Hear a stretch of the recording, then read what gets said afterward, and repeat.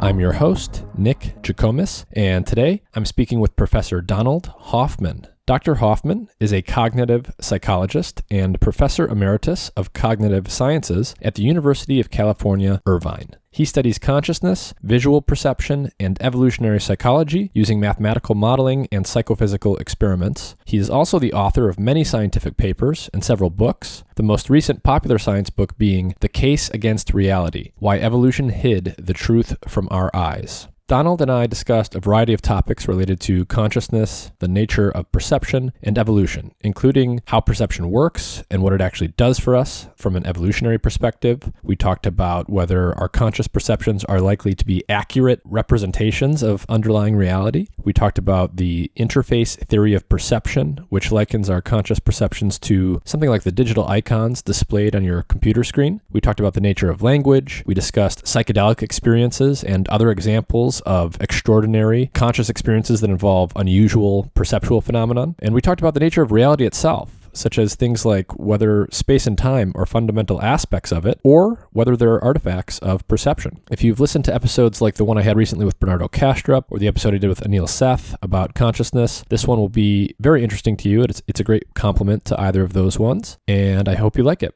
As always, if you enjoy the content I'm producing on this podcast, please like, share, and subscribe. I've got an audio version of the episodes available on Apple Podcasts, Spotify, and all the normal places. There's a video version available on both Odyssey and YouTube, so check out either or both of those if you like the show. Don't forget to give us a 5-star rating on Apple or Spotify. And also check out my Substack, mindandmatter.substack.com, where you can see some of my long-form science writing that's inspired by the conversations I have on the podcast here. You can sign up for the free weekly Mind and Matter newsletter, which gives you updates about the show and links to interesting research and other content that I've been digesting myself. This episode is supported in part by Athletic Greens. Their main product, AG1, is a comprehensive and convenient daily nutrition product containing 75 vitamins, minerals, and whole food-sourced ingredients with less than 1 gram of sugar per serving, no nasty chemicals or artificial anything. It's gluten and dairy-free and compatible with paleo, vegan, vegetarian, and ketogenic diets. AG1 is a quick and convenient way to supplement your diet to help ensure your body is getting the nutrients it needs. It comes in powder form, and you can mix it in water and drink it, or you can put it into a smoothie or a shake or something like that. I mix it into water and drink it with the first meal of each day, and it's super convenient. If you go to athleticgreens.com/mindandmatter, Athletic Greens will give you a free 1-year supply of vitamin D and 5 free travel packs with your first purchase. Their vitamin D product comes in tincture form, so you just take 1 drop each day. A large fraction of the population is actually vitamin D deficient, especially in winter months when we get less sun exposure, and vitamin D is super important for the proper function of the immune system and for a variety of other things. And there's even evidence indicating that vitamin D deficiency is correlated with more severe cases of COVID-19 in those who get infected. Every time I go into the doctor each year for a checkup, I'm always told that vitamin D deficiency is very common and I should be supplementing on a daily basis. So visit athleticgreens.com/mindandmatter or click the link in the episode description. You'll get a free 1-year supply of vitamin D with your first purchase. And with that, here's my conversation with Donald Hoffman.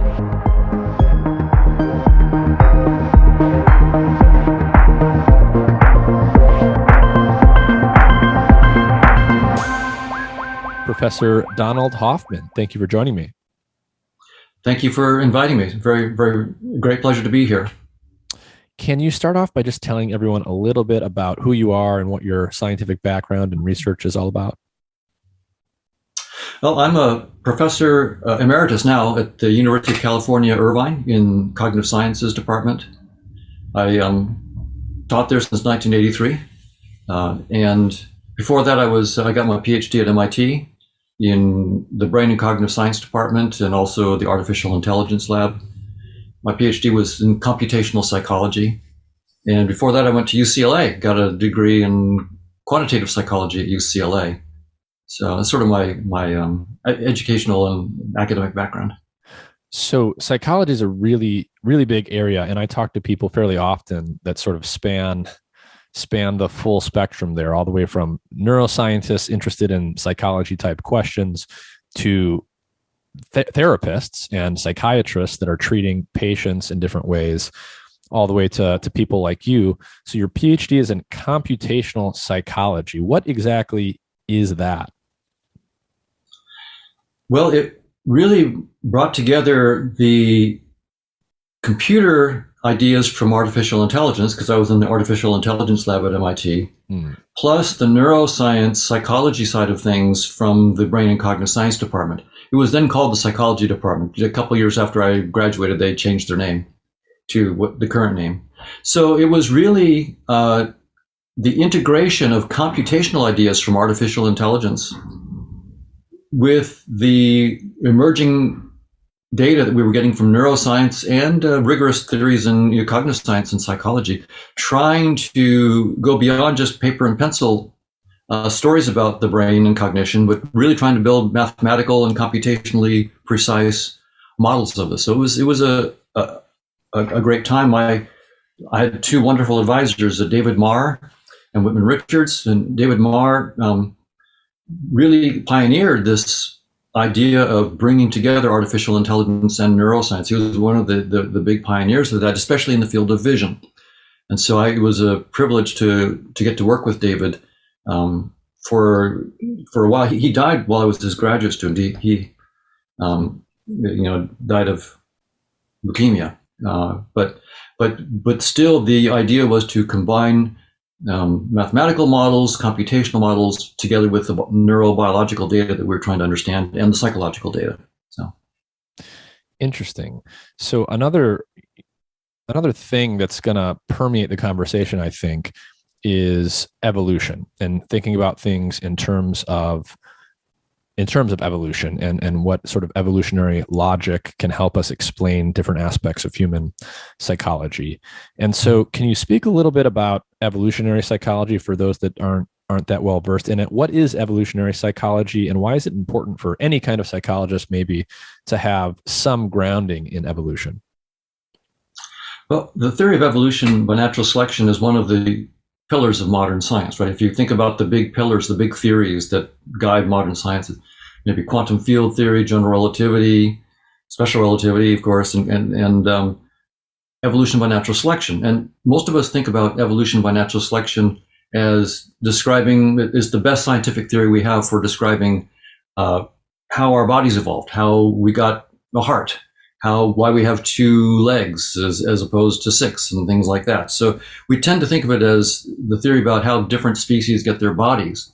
But evolutionary psychology points out that it's not just your bodies, but your brains that have evolved. And with the evolution of your brains, also your cognition and your emotions and your thinking ability. These are all, from an evolutionary point of view, aspects of the human being that we should try to understand as adaptive responses to the environment that were shaped by natural selection. So it's not just that your heart and your muscles were shaped by natural selection, but your mind and your emotions and your thoughts, your cognitions are shaped.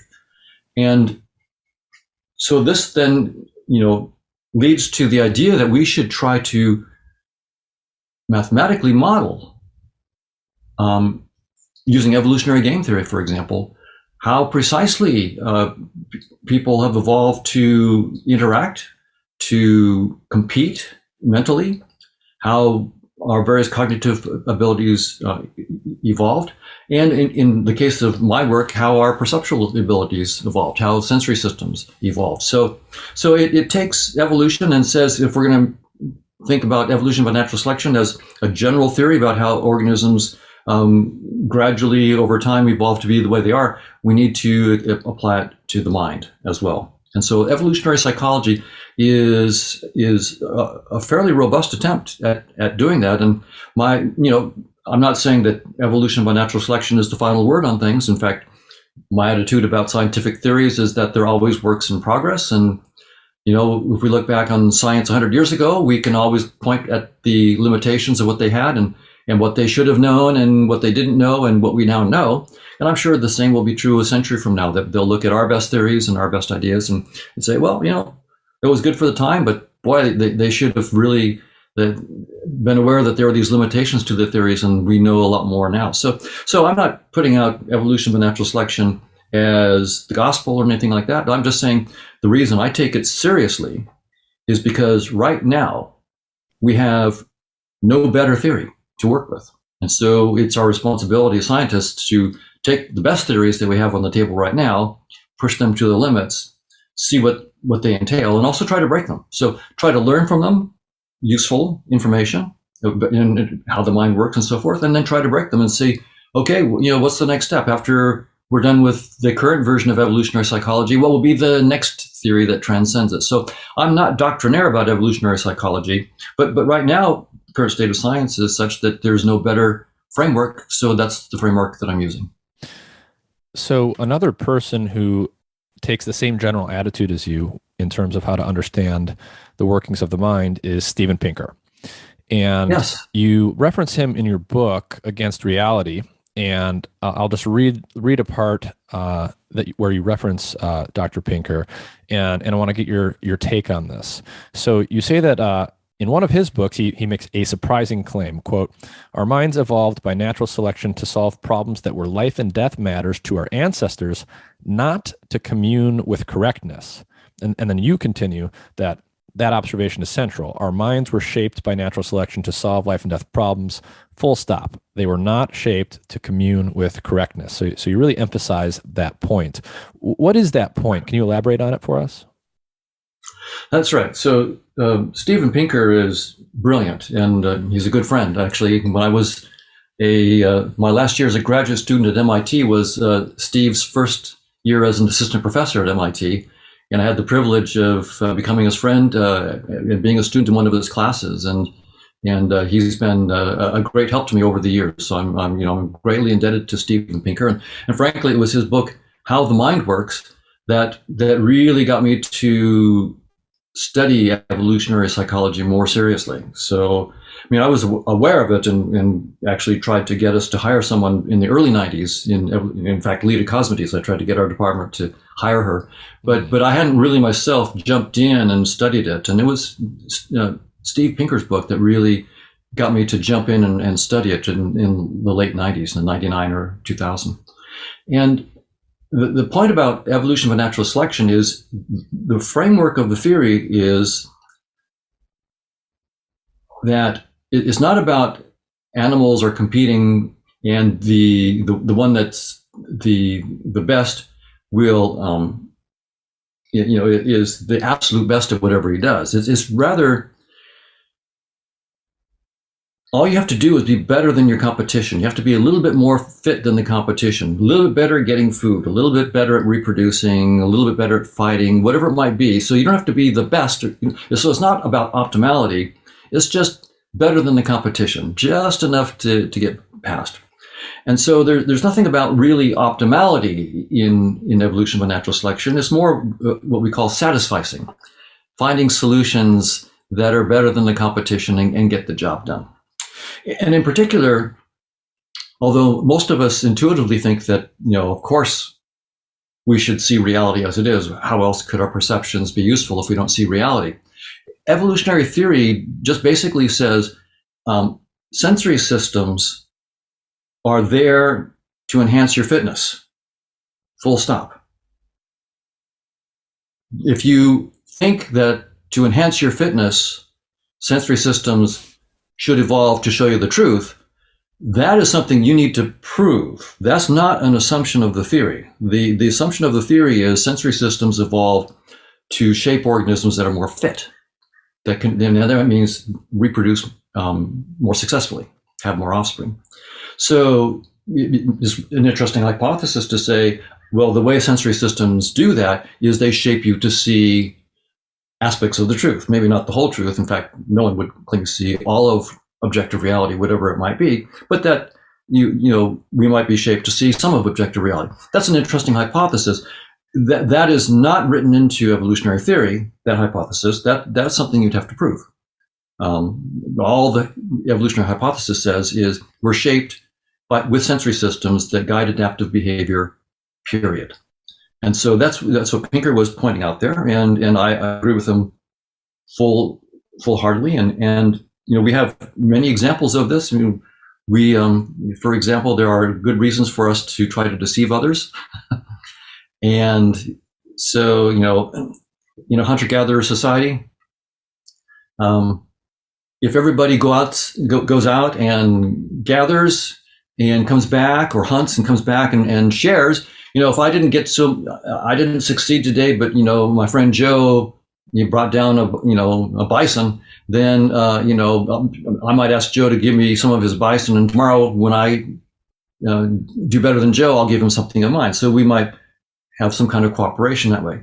But it's easy to show mathematically that in a situation where everybody is cooperating in that way, then cheating is a very fit strategy. If I go out there and pretend to hunt and gather, but really what I'm doing is going down by the river, finding a nice shade tree and just relaxing, and then I'll come back at the end of the day and go, oh, Joe, I had a hard day, couldn't find anything, could I have some of yours?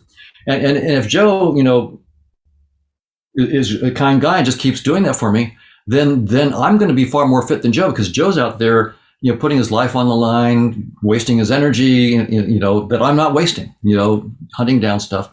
And so that strategy is more fit. And so you can actually show that the deceiver, the cheater, is, if everybody else is cooperating, the defector, the cheater, is more fit and will reproduce more than us. So then you get this evolutionary game or arms race in which, if Joe can detect when I'm BSing him, he can detect when I'm cheating and I'm lying to him, then he won't be taken advantage of as often. So he would be a little bit more fit.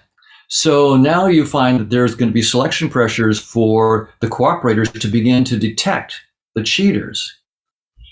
But then if I'm a cheater, if I learn how to be a better cheater and I can still persuade the cooperators, then I could still be more fit. So you get this, what we call an evolutionary arms race, where the cheaters become better at deceiving and the cooperators get better at detecting the cheaters and punishing them. And you get all the emotions of anger and retribution and justice and so forth coming up as a result of this evolutionary process. And Robert Trivers is quite famous in evolutionary circles for pointing out that the best deceiver, the best cheater who's deceiving, is the one who is self-deceived, who doesn't even know that they're lying. Because if you know it, you might subtly betray, a blush, shifty eyes, your posture might change, you might give away. But if you believe it deep down, you are completely self-deceived and you believe your lie, then you're the best deceiver. And so there are evolutionary pressures for us to be deeply deceived about our own motivations. So this is just one of many examples we can give where selection pressures don't lead to the truth. They could lead to deception, not only of others, but of yourself. I think I remember vaguely someone in my life saying that like almost every deep scientific or philosophical question is explored at some point in the show Seinfeld. And so what you're describing is the George Costanza strategy. It's not a lie if you believe it. Exactly. And so, yeah, there's a lot of interesting dynamics that you can think about in terms of this evolutionary framework, especially relevant to humans, are the human to human interactions we have and the emotions that govern those. I want to put a pin in that stuff because it's often a little bit tricky for people to wrap their minds around. And I want to build up some other concepts for people. So, thinking in terms of evolutionary psychology, how and why the mind evolved to be the way it is, how would you think about something like beauty, right? So a common aphorism is that beauty is in the eye of the beholder. And I'm wondering what someone like you makes of a statement like that. And I know that in the book, you give a really interesting ecological example that ties into this that had to do with something called a jewel beetle. So what's going on there? That's right. So from an evolutionary point of view, attractiveness is an evolved feature. And our ability to detect attractiveness is an evolved feature. And so when I look at somebody and in that initial half-second initial glance, I often will get a hit. Everybody gets a hit, of the attractiveness of the person. And it's not, even if you're not trying to do it, you just see it. You just automatically see it. We're wired up to make these evaluations automatically. And what's really going on there? What is it that makes you automatically see someone as more attractive than someone else? From an evolutionary point of view, what you're doing unconsciously is one of the most sophisticated computations of your entire life. You're bringing in, through your senses, many, many visual, auditory, smell, and other cues about that person, dozens of cues, and you're doing an extremely important computation with all those cues. You're using those cues to estimate the reproductive potential of the person in front of you. What is the probability that this person could have or successfully raise kids, or have and successfully raise kids? And so that's not conscious. In the general case, you're not conscious of that, but that's what this is all about. So it's really an estimate of the reproductive potential of the person in front of you. Now, of course, to really know that, you would have to know exactly what is the health of the person, because, if the person has cancer, terminal cancer, well, their reproductive potential is very little. If they have certain genetic defects, the reproductive potential is less, and so forth. So, but you can't see if they have cancer cells. You can't read their DNA. So you have to use other cues. And so you use cues like the quality of the skin, some features of the eyes, something called the limbal ring that we could talk about if you wish, something that we looked at in my lab. There are dozens of these cues that you're automatically looking at, and they won't all tell the same story.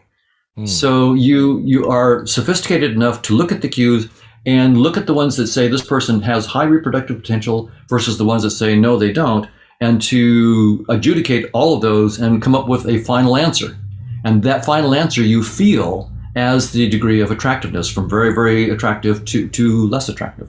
And so that's just one idea about how evolutionary psychology evaluates these things. Most of us think, that person looks great or not, and don't realize that there's this very sophisticated computation going on. And it was this framework of evolutionary psychology of attractiveness that actually led me and my graduate students to study something called the limbal ring in the eye, and to show that feature of the eye is among the dozens or hundreds of cues that are picked up unconsciously to evaluate attractiveness. So let's dwell on the eyes for a moment. The eyes are really interesting in the context of human behavior because, we're very visual organisms. We're visual primates. A lot of our brain real estate is devoted largely to vision. People intuitively, naturally, automatically fixate on one another's eyes, right? It tells us a lot of information about where someone is looking. People are often very attracted to someone's eyes as opposed to other people's eyes, and they may or may not sort of even be able to articulate what they're attracted to. And there's a lot of interesting information there that people often subconsciously exaggerate through various cultural mechanisms. So you mentioned one feature of the eye, and I'm wondering if you could just kind of point out for people, what are some of the things that people are, consciously or not, evaluating in another human being's eyes, and what is it that actually tied to in terms of the underlying biology? Well, there's a lot that we look at in the eyes. We probably look at the human face more than any other object in a lifetime, and we look at the eyes more than any other part of the human face. So we spend a lot of time looking at people's eyes, and so it's not a surprise that there are a lot of features of the eyes that affect our estimates of the attractiveness, the reproductive potential of a person. So, and it differs. Female evaluations of male attractiveness look at the eyes differently than male evaluation of female attractiveness in the eyes. So for example, you want to look for signs of youth, right? Because one feature that declines with age is your reproductive potential. As you hit 40, 50, 60, the reproductive potential drops off. And so if you're too young or too old, your reproductive potential declines. And so there's going to be an optimal age range. And so you're really trying to estimate, attractiveness is related to that optimal age range. So, and it turns out that youth is more critical in females than males in terms of reproductive potential, right? The females have a shorter window of reproductive potential than males. And so these are the kinds of selection pressures that females will not be as pressured to look for youth in a male as males will be pressured by selection to look for youth in females. And so here's a few concrete examples then. If you look at a baby's face, the eyes are a big part of that face, right? They have a small face, but they have big eyes. And as we get older, the ratio of the size of the eyes to the whole size of the face declines. So larger eyes are a sign of youth. And so male ratings of female attractiveness are enhanced if the eyes are made a little bit big. So makeup that makes the eyebrows a little bit bigger, that puts eyelashes, that emphasizes the eyes and makes them look a little bit bigger, will make females look more attractive.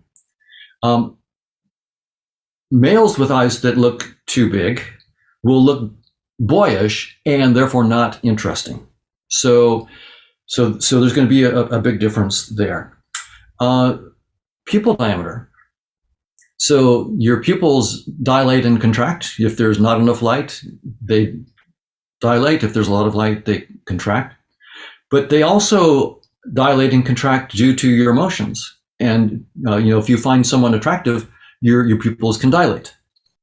And so male ratings of female attractiveness go way up if the picture of the female has dilated pupils. The more dilated, the better. Males find that very, very attractive. And are you saying that there have been experiments where identical photographs have been manipulated by researchers so that the eye's just slightly bigger, and somehow the man rating it says this one's more attractive, even though he doesn't realize why? Exactly. So in one very funny and famous example, a psychology textbook had two covers that looked identical. It was a beautiful woman's face, a young woman's face on it. But in half of the books, they had dilated the pupils of the eyes, and the others, they were small. And they just put these books out there, and they just asked men to pick up. They all look the same, and if you looked at them, they just all look the same. But they asked them, which one would you like to buy? And the men always, for reasons they didn't understand, they always picked out the books that had the females with the dilated pupils. So this goes on under the radar. And I spent a lot of time consulting for various corporations for many years, telling them this stuff, and they use it. You're being manipulated all the time in advertisements and at point of sale and everywhere. I've helped them do this. They know how to make things look attractive. I'm telling you a couple of these things. There's dozens and dozens of these things that can be used too. So companies are using evolutionary psychology in their products, the product design, the advertisements, the videos that they put online, and so forth. So yeah, this is a case where evolutionary psychology has proven its worth so well that companies are paying big bucks to use this stuff. I see. And now, sometimes we see things, or other animals see things, that you might call superstimuli. So things that resemble certain features that normally, in most circumstances, indicate some high potential fitness payoff, but are nonetheless not attached to an actual fitness payoff. You gave a really interesting example that I had not heard about before of these things called jewel beetles. And so what is that example, and what is that actually telling us? So this is the phenomenon called supernormal stimuli in evolutionary theory. And these are the cases where what seems to be going on is that the visual system, the sensory systems of organisms do need to do things quickly and with as few calories as possible. So we try to find heuristics and tricks, shortcuts to get to the answer. So instead of giving a detailed analysis of exactly the optimal eye and so forth, we might evolve some shortcuts. The bigger the eye, the better. The bigger the pupil, the better. In other words, there may be these sort of shortcut that are built into the computation, so you can get the computation done right and quickly. And even if you get it wrong a little bit, the fact that you can do it quickly and most of the time you're right, it should be good enough. So there's a trade-off between the most accurate kind of representation versus how quickly and how cheaply you can do it. So, and we see this in the case of the jewel beetle. So this is a beetle in the outback of Western Australia. The beetles are dimpled, glossy, and brown. The males fly, the females are flightless. But the males fly around and looking, for eligible females, and if he finds one, he alights and mates. But it turns out that in the outback there were also, men who liked to drink beer, and they had these beer bottles called stubbies that were also dimpled, glossy, and just the right shade of brown. And so the guys would toss the empties out into the outback, and it turned out that the jewel beetle males would flock all over these bottles trying to mate. So they had full body contact with the bottles, and they would try to mate. And the females weren't interesting because this was a super female, apparently, to these male jewel beetles. So the species could have gone extinct. They had to, remove the bottles and change the bottles to save the species. So here's a remarkable thing that, the jewel beetle had been around, countless thousands, maybe even millions of years. The males had successfully found and mated with eligible females for that whole time. You'd think that evolution had taught the males to know and recognize what a real female is, and apparently not. It just gave the male jewel beetles a hack, a little trick. A female is anything dimpled, glossy, and brown. The bigger, the better. And so when they found this dimpled, glossy, brown bottle that was bigger than any normal female, that's a supernormal stimuli that was just far more attractive to them. And so even being on the bottle and trying to mate unsuccessfully didn't override these cues that they were using to determine attractiveness. And so we have the whole makeup industry is based on supernormal stimuli. So women will put on lipstick that makes lips a shade of red, for example, that would never occur in nature. But men find it more attractive, right? So there's something going on there, right? Red lips are certainly healthier than blue lips. They indicate a degree of oxygenation in the blood and therefore health. But what you have in makeup is you take the cues that males are using to find females attractive and making them go even beyond what would ever occur in nature. The same thing happens with the kinds of cosmetic surgery that you might, artificial implants and so forth will also do this kind of thing. So we use supernormal stimuli all the time in makeup and so forth. So yeah. Interesting. Yeah, no, I'm also struck by, the use of things like eyeglasses and contact lenses, not only to correct visual defects, but perhaps to do other things that we might not even realize that we're doing. Yes. So you're just talking like contacts without any electronics in them or anything like that? I mean, just, you might wear a pair of glasses and it actually, magnifies the size that your eyes look to someone else, or contacts that emphasize, say, the color or the change that outer ring in the eye. That's right. So one of the things that we discovered in my lab, and this is work with Darren Peshek and others, that Darren did his PhD on this. We discovered that if you look closely at the eye, where the white of the eye meets the colored part, the iris, in many people you can see a little ring there. It's harder to see in really dark brown or black eyes, but if lighter brown eyes, blue eyes, gray eyes, you can see in many cases this so-called limbal ring. And it turns out that the limbal ring is very pronounced in babies, and as we age, it tends to be less pronounced. And being able to see a limbal ring requires also that the cornea be clear. So if you have cataracts or something like that in the cornea, you won't be able to see the limbal ring. So we hypothesized that people will find distinct limbal rings more attractive than non-distinct, and bigger. That males in particular would find larger limbal rings in females more attractive because they would indicate youth. So you get both youth and health as a signal from the limbal ring. So we did the experiments. In one experiment, we would have males. So we looked at female ratings of male attractiveness, but the one that's really striking is the male ratings of female attractiveness. We'd have two pictures, the same female face side by side, and and they looked identical, but we'd artificially changed the limbal ring in one of them, in one face, the two limbal rings in the eyes of one face. We enhanced them to make it a little bit bigger, but it wasn't over the top, right? It was so subtle that you would have to look for it to see that we'd done it. But we just asked the males and the females to rate which of the two faces was more attractive. And people would look at them and go, what are you doing? They're the same face. Well, we said, well, just, humorous, just go ahead and just choose one.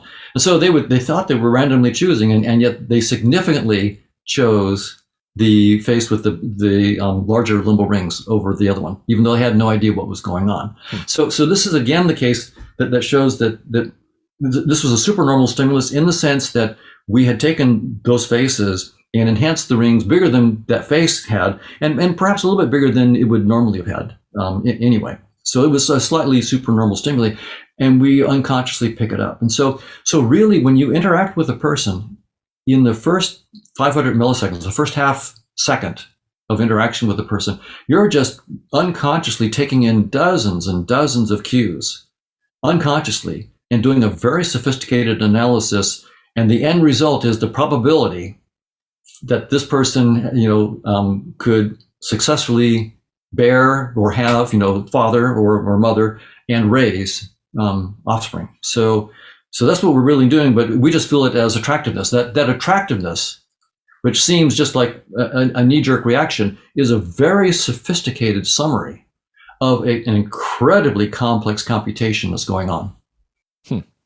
Now, we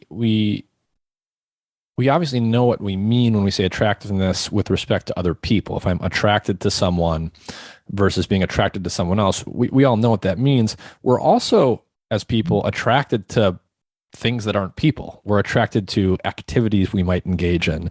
We're attracted to literally inanimate objects and other senses of the word attracted.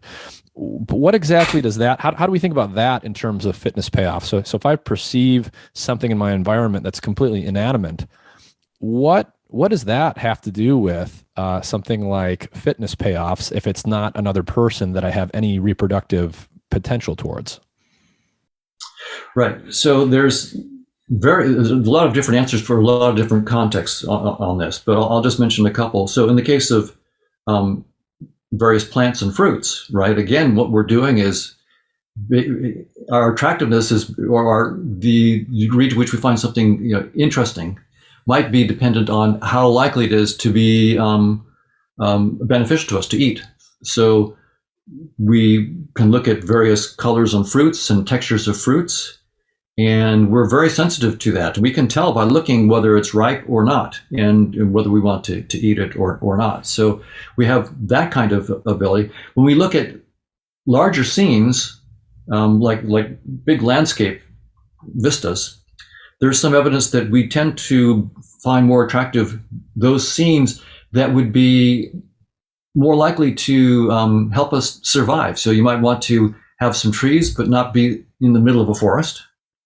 You might want to have a river, and you might want to see it bending out of the seams so that there's more to explore there. You might want to be seeing everything from a slight hill, but not Mount Everest, where you can actually see any enemies or predators that might come your way. So in other words, a feeling of liking and disliking a scene, again, has to do with its effects on our reproductive potential and our fitness in terms of, can we see predators? Can we see prey? Can we avoid predators? Can we avoid being prey? And is there a place to explore for resources? So we might have, also an attraction to the austerity of a desert, but in many cases, that's a different kind of thing. I mean, this is a lot of our attraction is based on what would lead to survival and reproduction consequences. Now there are other levels beyond that as well. So we might there are social pressures now. I mean, I may find that I start liking a certain kind of art because my in-group says that that's the kind of art I should like. And so there are social pressures as well. So then that is fitness as well, because conforming to my group gives me access to the group, gives me feedback, positive help from the group and so forth. So we have in-groups and out-groups that can also affect our judgments here. So that's another.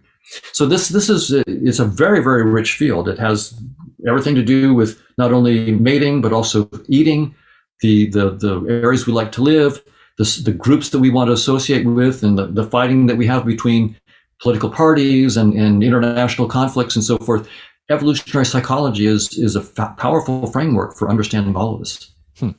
So, and a lot of the stuff that we're really going to keep digging into here is going to boil down to our conscious perceptions and what exactly are we seeing? What exactly are we perceiving when we perceive something? Ultimately, we're going to talk about, is what we're perceiving real? And what does that even mean to say that it's real or not? So before we do some of that stuff, can you just define a couple terms for people from your standpoint? What is consciousness and what is perception? What do those things mean to you?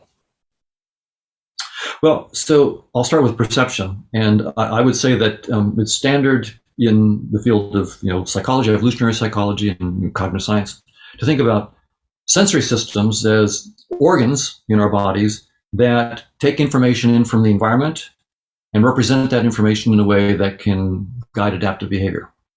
Those that would be called perception. So perception occurs when we interact with the environment, gather information from the environment in a format that is useful for us to actually interact with that environment. So there's a perception action loop that goes on in this point of view. So we have perceptual systems, but presumably so does an amoeba. Right? It doesn't have perhaps eyes, but it has some kinds of sensory systems that allow it to maybe have more direct contact or voltage gated channels or something like that are being triggered. Now, consciousness. The way to talk about consciousness is very much the way I would try to tell someone about the color red, right? So if you were blind, I would have a hard time telling you what red is, right? How do you say to a blind person, well, it's like it's hot. It's more like hot than cold or something like, but you would realize that anything that you could say is really going to fall far short. If you want to know what red is, you've got to see it. And that's the same thing with most of our sensory systems. Like if someone had never tasted vanilla before, if I said, or if they couldn't taste, and I tried to explain what the taste of vanilla was like, good luck. You can't explain it. You'd be, and so when I try to say what I mean by consciousness, I have to point to it in the same way that I point to the notion of a red apple to someone who is not blind. And so I would say, so here's the pointer that I'll give you for what I mean by consciousness. When you open your eyes and then close them, you just had a change in your conscious visual experience. Whatever just changed when you had your eyes open versus when they closed, that's a change in your conscious visual experience. So I'll leave you that pointer, and then I'll leave it to you to, or if you have a siren is going by, and then suddenly that turns off, that change is a change, that's an auditory experience. That silence versus the siren, that's an auditory conscious experience.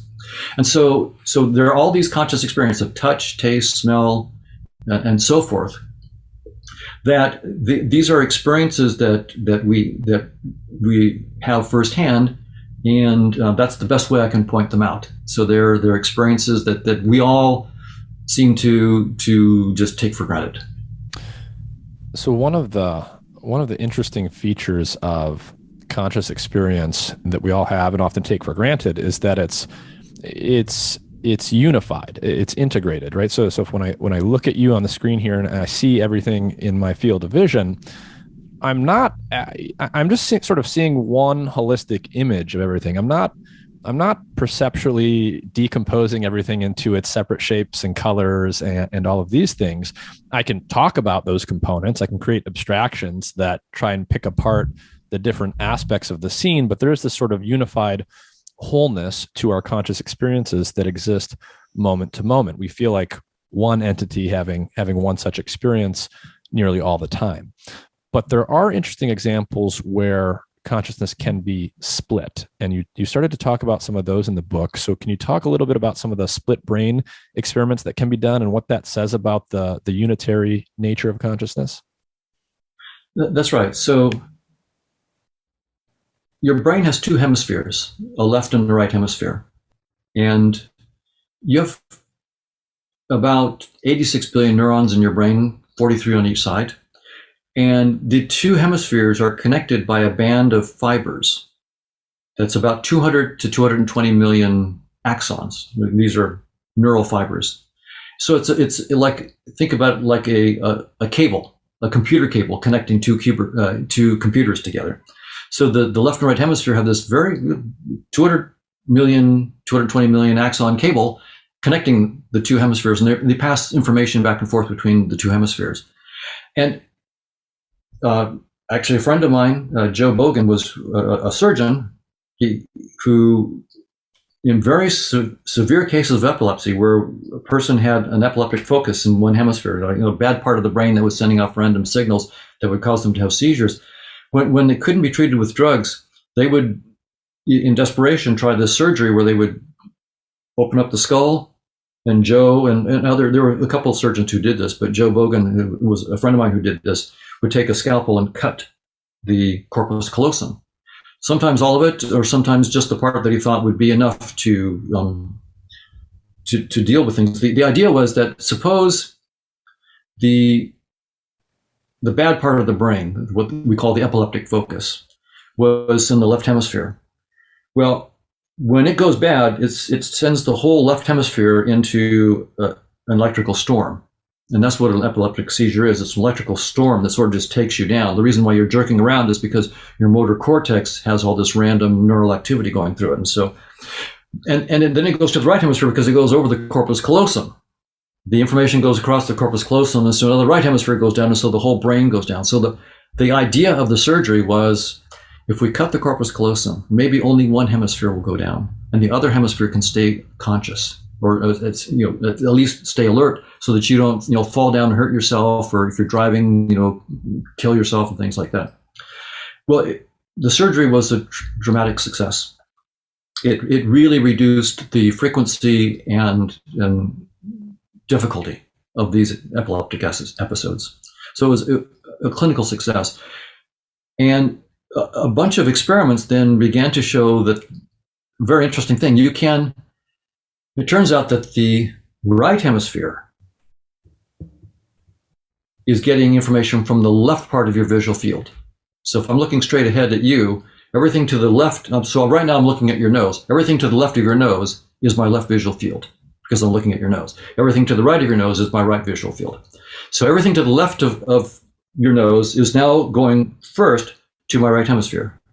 And everything to the right of your nose, that part of the visual world, is going to my left hemisphere.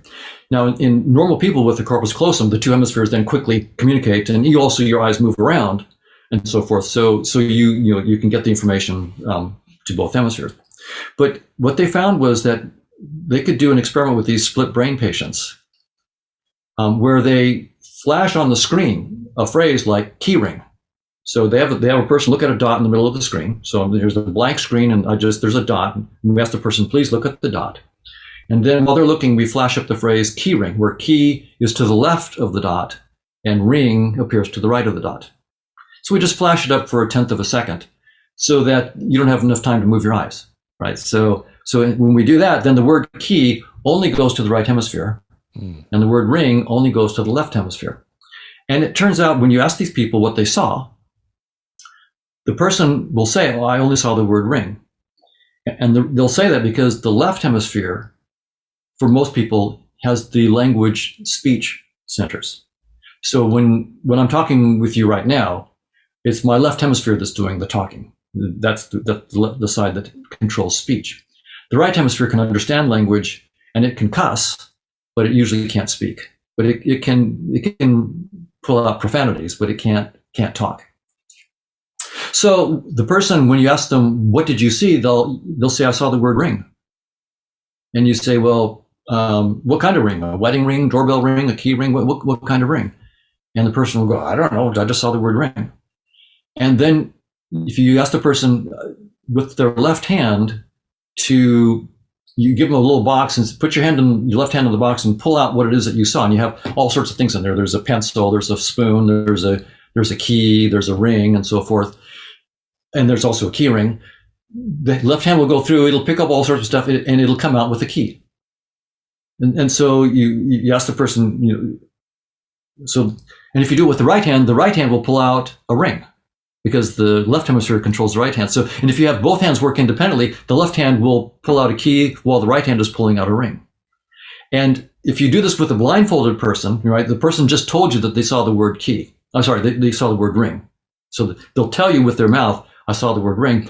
When you blindfold them and have them pull out with their left hand what they saw, and the left hand pulls out a key, then you unblindfold them and they look and they, why did you pull out a key with your left hand? You said you saw a ring. The person will either say, I have no idea, or they'll make up a story, or they'll confabulate. So it turns out that the two hemispheres can have completely different conscious experiences. One is having an experience of the word key. The other is having the experience of the word ring. And it goes even deeper. They can have different personalities and different religious beliefs. A friend of mine, V.S. Ramakandran, his friends call him Rama. So Rama is a professor at UC San Diego. With one split brain patient, he found that I believe it was the left hemisphere believed in God and the right hemisphere was an atheist. So you can have not only different conscious experiences, but different personality structures that are associated with the two hemispheres. And so this then raises a very interesting question about consciousness and its relationship to the brain. What is that? So, I mean, that's a very dramatic example where, literally these people have had a key component of their brain physically severed. And so that helps us understand why you get some of these dramatic split brain results that you see when you put people in these contrived situations in the laboratory. Is it possible that normal consciousness, even for a completely healthy, awake person like you or me, is split in ways that we simply don't even recognize or realize? Start to think about this, right? You can imagine, if you just think about your own life, like you're not the exact same version of yourself in all social contexts. Like I act differently and I'm prone to speak differently and do different things around my close friends as compared to my colleagues or my family. Is something like that going on in the normal brain, potentially even to a degree that's, beyond what we're even aware of? Well, yes, we have good evidence that there are all sorts of networks of activity in the brain, the default mode network, attention network. There's various networks that are going on. And then the two hemispheres can have completely different personalities. And you might have a left hemisphere that wants to do one thing and a right hemisphere that wants to do something else. And, it's Friday night and you're deciding whether to party or to study, if you're a student, for example.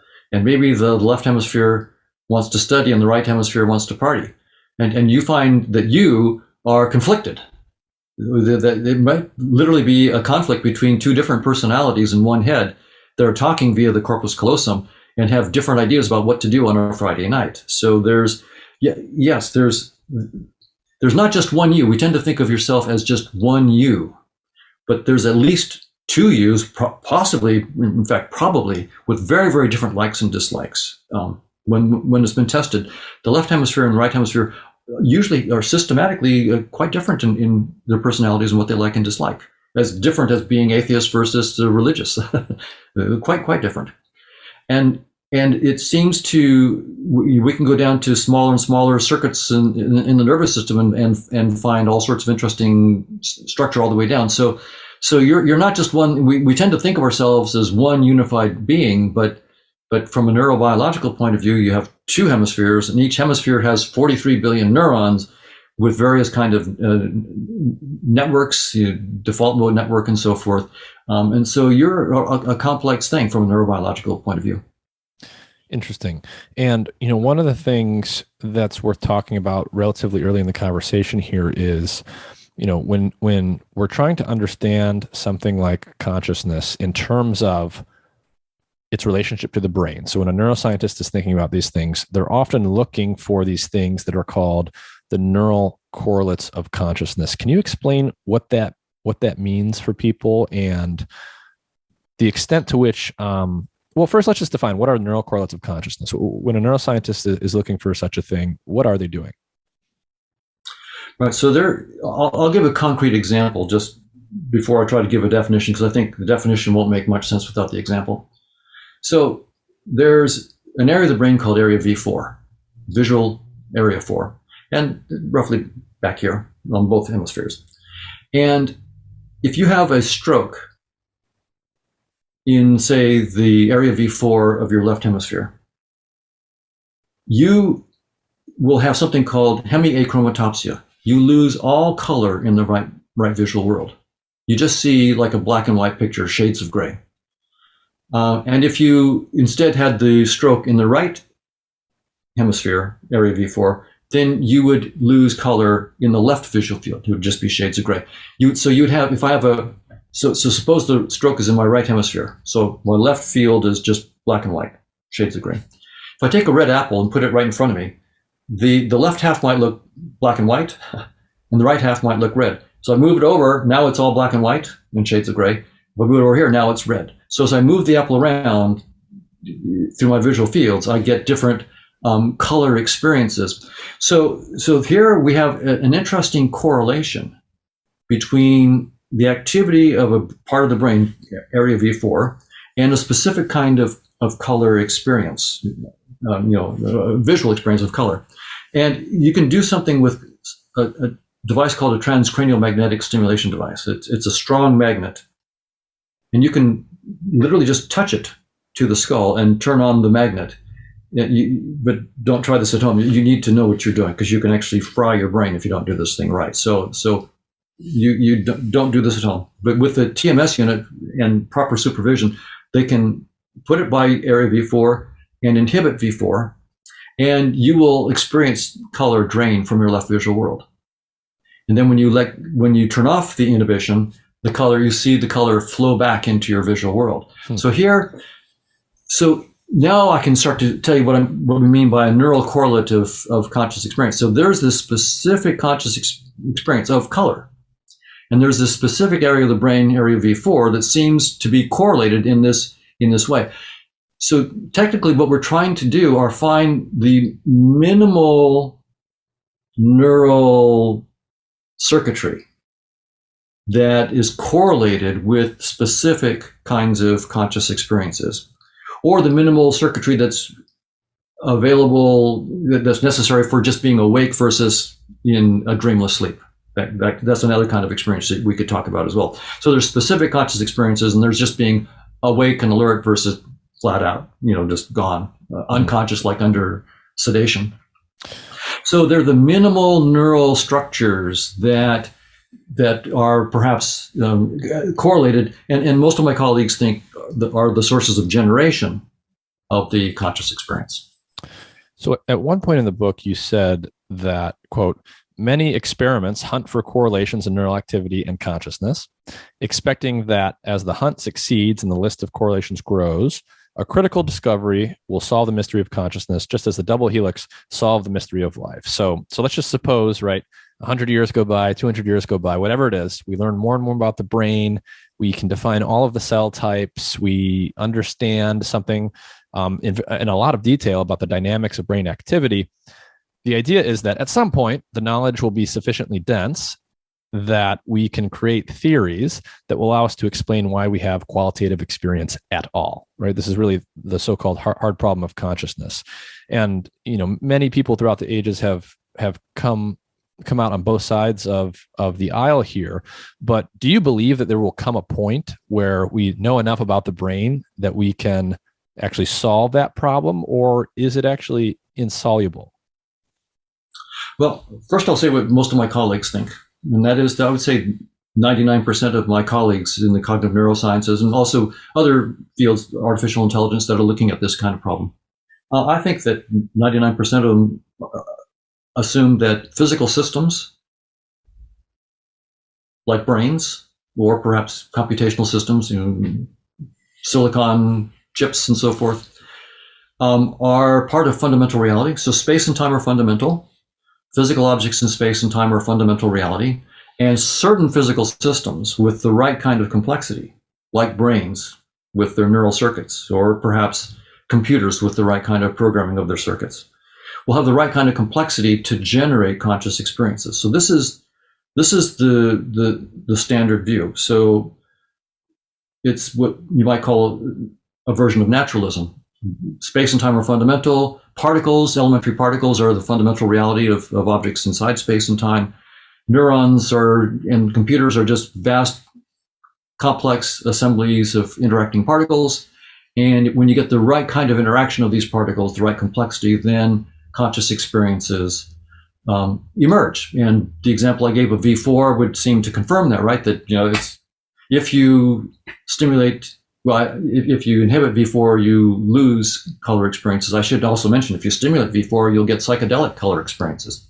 So, if you stimulate it, you get these wild color experiences coming out of it as well. So clearly, it must be that V4 is causing the conscious experiences, right? If I take out V4, you lose them. If I stimulate it, you get them. Clearly, area V4 is causing the color experiences. And I would say that most of my colleagues think that that's the case, that we will, it's a matter of time before we figure out how the physical systems generate the conscious experiences, right? So of course, saying that V4, when you stimulate V4, you get color experiences. When you ablate V4, when you delete V4, you ruin it, you lose color experiences. That's not a theory about how V4 creates color experiences, not at all. So there's no explanation there at all. That's just the data that you need to, this is the good data that we're getting that needs to be explained. Why is it that V4 stimulation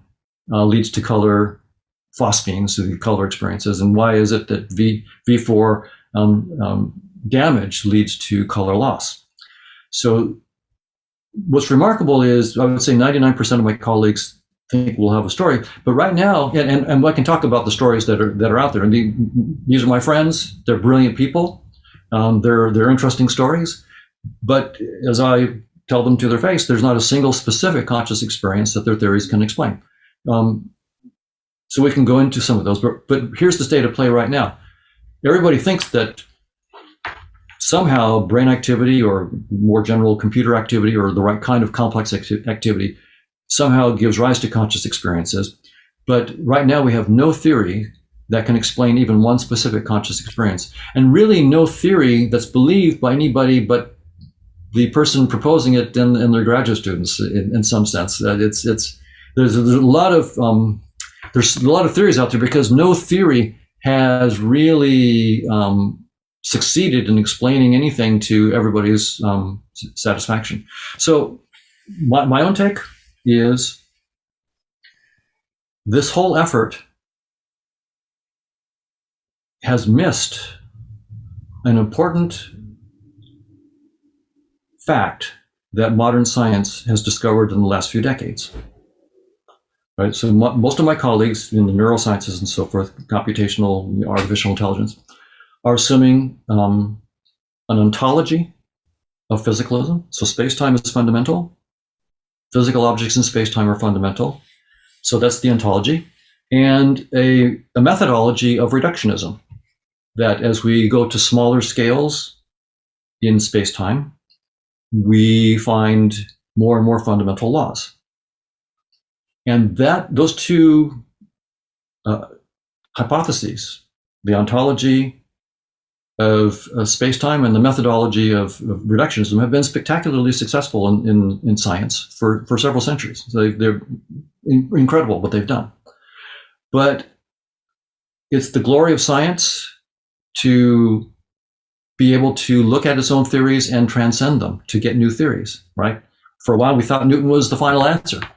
And in the 1890s, it was perfectly acceptable to think that physics was done and you could send smart graduate students to some other field because it was all over in physics. And then Einstein comes along in 1905 and and Planck comes along in 1900 and sort of blows that away. And so our two biggest scientific pillars are now telling us something very important. This is evolution by natural selection on the one hand, and also quantum field theory together with gravity.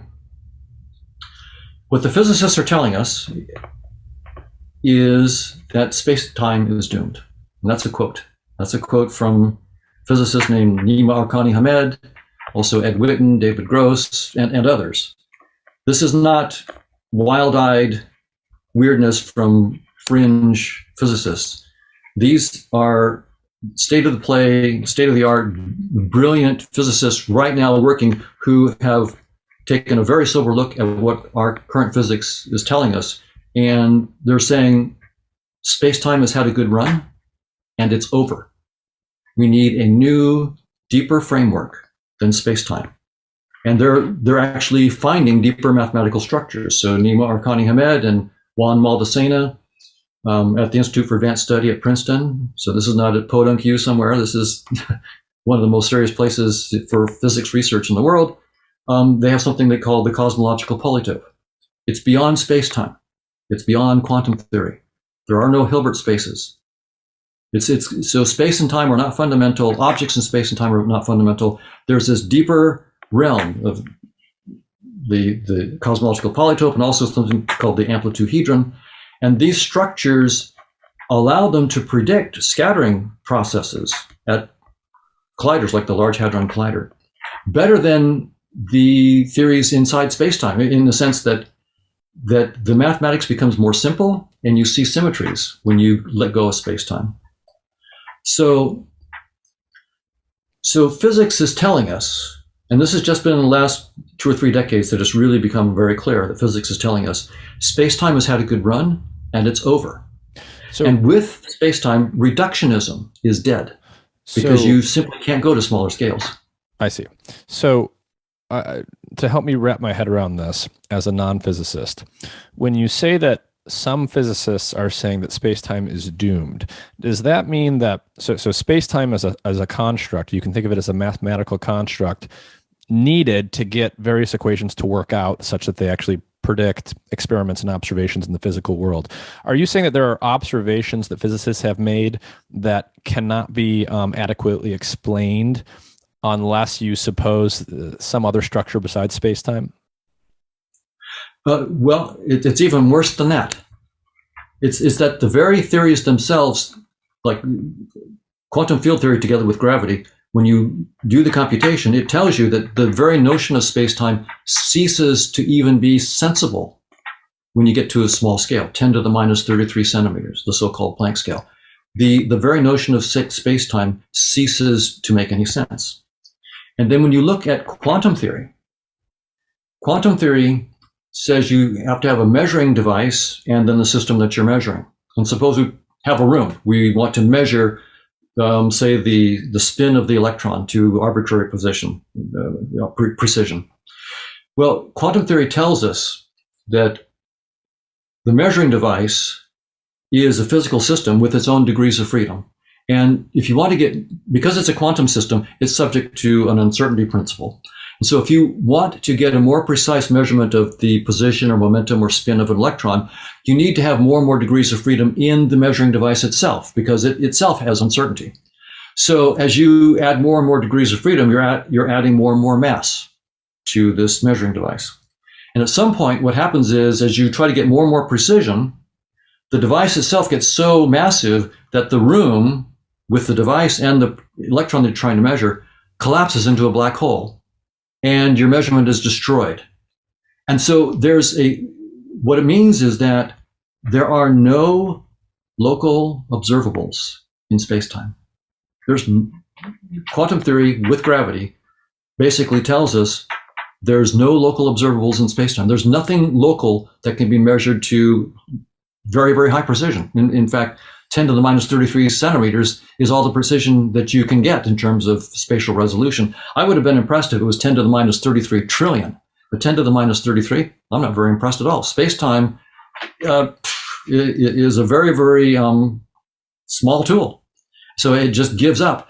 And what they found is if you now start finding structures beyond space-time, like the cosmological polytope and the amplitude-hedron, you can show how they project into space-time and can predict what you would see in space-time, like in the Large Hadron Collider when 2 gluons go in and smash into each other and 4 gluons go spraying out.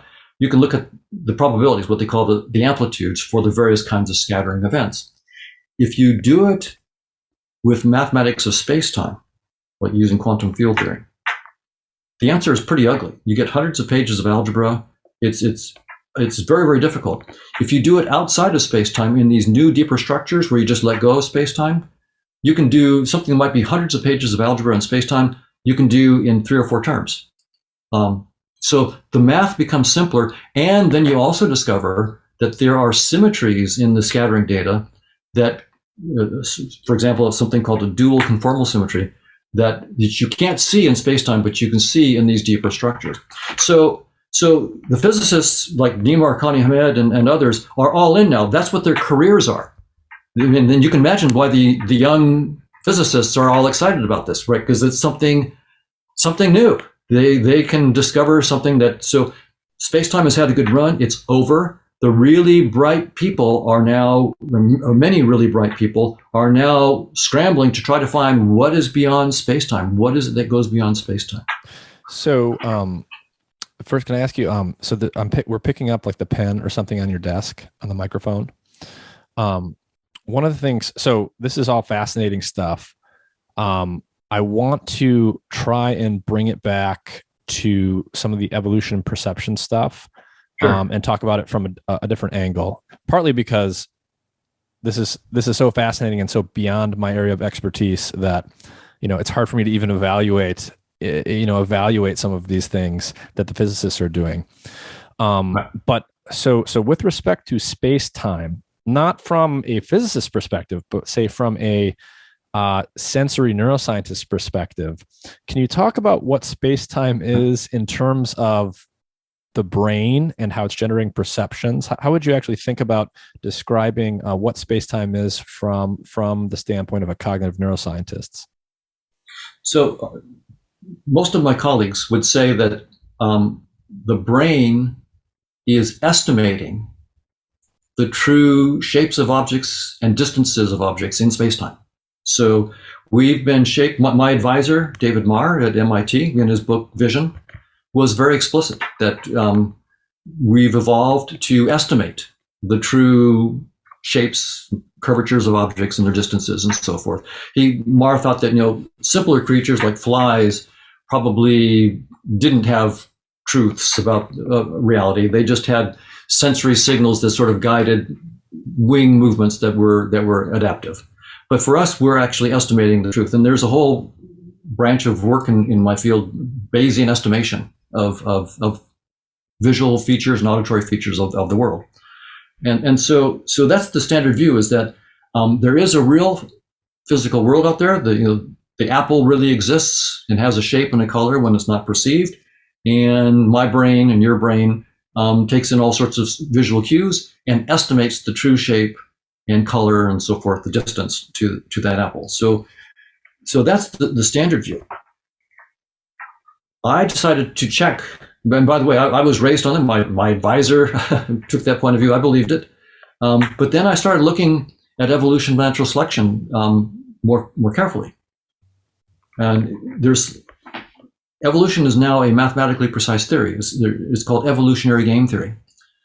And so you can use the tools of the mathematical tools of evolutionary game theory to ask a precise question. And the question is this: what is the probability that sensory systems have been shaped by natural selection to see any aspects of true structures in the objective world? What is the probability that sensory systems have been shaped to see the truth, or at least some of the truth? Clean technical question, right? The nice thing is, you might say, well, that's the kind of question you have with your friends at Friday night after a few beers. This is a clean technical question. Evolutionary game theory has the tools to answer that question precisely. And the answer is very, very straightforward. The probability that any sensory system has been shaped to see any truth about objective reality, except for one truth that I can talk about. There's only one. But the probability that has been shaped to see any sensory truth, except for the one I'll mention if you want, is zero. So the probability is precisely zero that our perceptions of shape and color and motion and depth are true. What evolution makes clear is that the very language of our perceptions of shape and color and position and sounds and so forth is simply the wrong language to describe objective reality. So it's not that we get the colors a little bit off or the shapes a little bit off. It's that there is no possible true description at all in the language of our senses. That's what evolution entails. So most of my colleagues would say, oh, we don't see all the truth, but we just see the parts of the truth that we need. You need to look at evolutionary theory very, very clearly. And the reason the answer is the probability is zero that we see any aspect of reality is that fitness payoff functions, which govern our behavior, if we want, we can get into that, but the fitness payoff functions which govern evolution almost surely have no information about the structure of the world in them. They erase information about the structure of the world. I think we should dig into that because we need an example or something here that gets at what you just described, because it's extremely counterintuitive. It sort of flies in the face of all not only commonsensical views of what the real world is, but even very informed views. So when I'm just going to speak off the cuff. If I'm looking here at this cup, right, I can triangulate various aspects of the cup using a multitude of senses. That correlates perfectly well with what other people would use using any combination of their senses. And it's not difficult for me to say, well, I can understand that my perception is limited, right? My photoreceptors only pick up certain wavelengths. My somatosensory receptors in my skin are only going to be able to pick up certain frequencies and textures and things, and so on and so forth. So I can buy very easily that the full or complete picture of reality might not be there. But because all of these different sensory systems across individuals seem to be triangulating the same basic thing, how is it that you can say that there's absolutely or very little, almost zero chance that whatever the real cup is, whatever that is actually being described, even if imperfectly? So I'll answer at two levels. First, I'll just answer that what's remarkable here is that evolutionary theory agrees with what the physicists are saying. Space-time is doomed. It's over.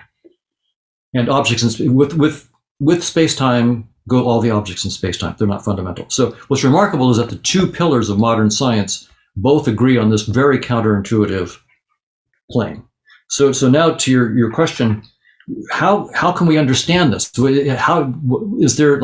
I have a metaphor that I think might be helpful. So imagine that you put on a virtual reality headset. You're in the metaverse, and you're playing, say, tennis with your friend, who's also got a headset and bodysuit on. And so you pick up the tennis ball and you hit it to your friend, and you hold up the tennis ball. Now, you and your friend both see the tennis ball. But now when you hold up that tennis ball, only when you turn your headset in a certain way do you see the tennis ball, right? When you turn your headset that way, you no longer see the tennis ball. Now, is there really a tennis ball there? No. In this metaphor, the reality you're interacting with is a supercomputer. It's with diodes and resistors and electronic voltages and lots of megabytes of software. That's the reality you're interacting with. All that hardware causes certain photons to be sprayed to your eye, and when they get sprayed to your eye, you create a tennis ball. But the tennis ball only exists when you look. If I said, but the tennis ball is surely there when I don't look, because look, I can hold it up there, my friend Joe, who's playing virtual tennis with me, Joe, can you see it? And you go, oh yeah, I see it. The tennis ball is still there. Does that mean that the tennis ball really exists because Joe sees it? No, Joe's got his headset on and he's creating his tennis ball. The tennis ball that Joe sees is actually different from the tennis ball that I see because there is no single tennis ball. I create a tennis ball and Joe creates a tennis ball. we're interacting with some reality, which in this metaphor is this supercomputer with all the voltages and magnetic fields. So there is some reality beyond us, but it's not as, what I'm saying is, think about VR. If you think about virtual reality and realize that when you take your VR headset off and you get out of the metaverse, you look around, I'm claiming you still have a headset on. Evolution gave you a headset. Mm-hmm. You're stuck in a headset. You're basically just saying that the perceptual experience you're having at one moment is a rendition built from something, but that rendition has essentially you can't derive the something from the rendition that you're experiencing. Exactly. And from an evolutionary logic, the reason is this. You don't need to see the truth to win the game, right? The evolution is about winning the game. To win, the only point from an evolutionary point of view is outcompeting the others. That's all. So if you don't need to estimate the truth, then why bother? You can just outcompete them. So to put it back into the VR game, suppose that I have some really super smart geek that can actually look at the electronic voltages in the supercomputer. And so he actually, in this metaphor, he knows the truth. So he can actually toggle the voltages. And so we compete with him. I'm going to play tennis with him, but he has to toggle voltages really fast to hit the tennis ball, whereas I can just use my VR headset. Well, he's seeing the truth, but good luck playing the game. I'm going to win him. I'll beat him 6-love in a tennis set. That's actually a really good example, and I at least didn't get to the part of the book where if that's in there. So you could have the smartest being in the universe who actually can see all of the transistors and stuff inside the computer, knows what state each logic gate needs to be at to do the rendition. But if he's got to operate that apparatus at that level of detail, he's simply going to lose the game. That's right. And another example, just to bring it home and make it seem sort of obvious. Suppose you're writing an email. Mm-hmm. Well, what you're really doing is toggling voltages in the computer. Mm-hmm. Well, good luck. If you had to toggle voltages in a computer to craft an email, your friends wouldn't hear from you. Instead, what we have are these nice little icons on our desktop, right? A little eye candy that lets us click on files and open them up and type stuff into them and close the files. But so we have this blue icon on your screen for the email that you're writing. But that doesn't mean the email itself is blue and rectangular. And if the icon is in the lower right corner of your desktop, it doesn't mean that the email itself is in the lower right corner of your laptop. So the whole point is we have a user interface explicitly to hide the truth. The truth is too complicated. You don't need to know the truth. If you had to know the truth, you wouldn't survive. And so we see none of the truth. So, okay. So here's where maybe you start to lose me. So I totally hear what you're saying about, it's simply too much information for us to handle to understand all of the physical states of all the logic gates inside of a computer. We literally just couldn't use the computer for anything we use it for if we had to have that level of detailed information. But the iconography that I do interact with on my computer screen here, certainly, if I click on the mail icon, the mail icon looks like it's an icon with respect to another perception I have, which is a physical envelope I might hold in my hand. It's not an icon with respect to the physical state of the underlying machine, but there's an information compression that has happened, but nonetheless, isn't there still a systematic relationship between the icon and the underlying physical state of the machine, even though the output is vastly different? Well, there is. So the blue icon on your desktop for the email, there is a systematic relationship between that and something going on in the computer. It's very complicated. There's nothing green in your computer that corresponds to it. There's nothing rectangular that corresponds to it. And if the green icon is in the middle of your screen, it doesn't mean it's in the middle of your computer. So all of the predicates that you would use, your sensory predicates, are the wrong predicates. To talk about how it corresponds with the objective reality. The objective reality that it corresponds to is really this abstract code that's coordinating all these flows of electrons and so forth. It's incredibly complicated what's going on. The problem with the desktop in terms of making that connection is it's trivial compared to the reality. And that's the same thing I'm saying our best science is telling us. Effectively, space-time is trivial. Objects in space-time are trivial. They're a dumbed down user interface that we have mistaken for the objective reality. We haven't been bright enough to recognize that we've been stuck in a headset, and we've assumed that what we see is what's there, space and time, and objects in space and time. We're now waking up. What's remarkable is we've been sort of beaten over the head by our own theories. So quantum field theory with gravity has beaten the physicists over the head and said to them, wake up, space-time is doomed. And now evolutionary theory is saying the same thing to us, wake up. Evolutionary pressures would not shape you to see the truth. They would shape you to see a user interface that's much, much simpler than whatever the truth might be. So this is what you call the interface theory of perception, the idea that perception isn't a direct window into reality, whatever exactly that means. It is like a graphical user interface, very much like a computer screen. But an important point I would like you to briefly comment on, and you're very clear about making this in the book, is that you don't take perceptions literally, but you do take them seriously. And so why is that important to emphasize here? Well, very, very bright people have responded to what I'm saying by saying, look, obviously what Hoffman is saying is ludicrous. If you think that train coming down the tracks at 200 miles an hour is just a little icon in your virtual reality interface, why don't you step in front of it? And after it's killed you, we'll know that the train was real and it really can kill. And I get emails all the time from people who say, I don't care what you've done. Here's the one liner that takes you down, right? Things can hurt you. If you don't pay attention to them, then you can be hurt and so forth. So I get this all the time, and I wouldn't step in front of that train for the same reason I wouldn't carelessly drag my file icon, my blue rectangular file icon, to the trash can icon. Not because I take the icon literally. My file isn't blue and rectangular, but I do take the icon seriously. If I drag that icon to the trash, I could lose a year of work if I'm saying writing a book. So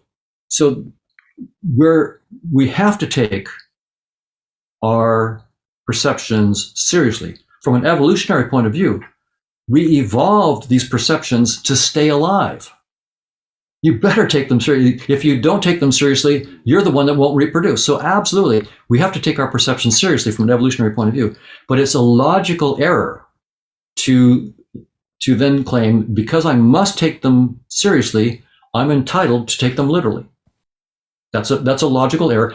It seems part of the human psyche that we just are inclined to make that logical error. Brilliant people, as well as non-academics who haven't looked at this, we're all inclined, I was inclined to do the same thing. We're all inclined to say, because I can stub my toe on that rock, as Johnson said to Berkeley, because I can stub my toe on the rock, or because that train could kill me, or because that bee could sting me, it really must be real.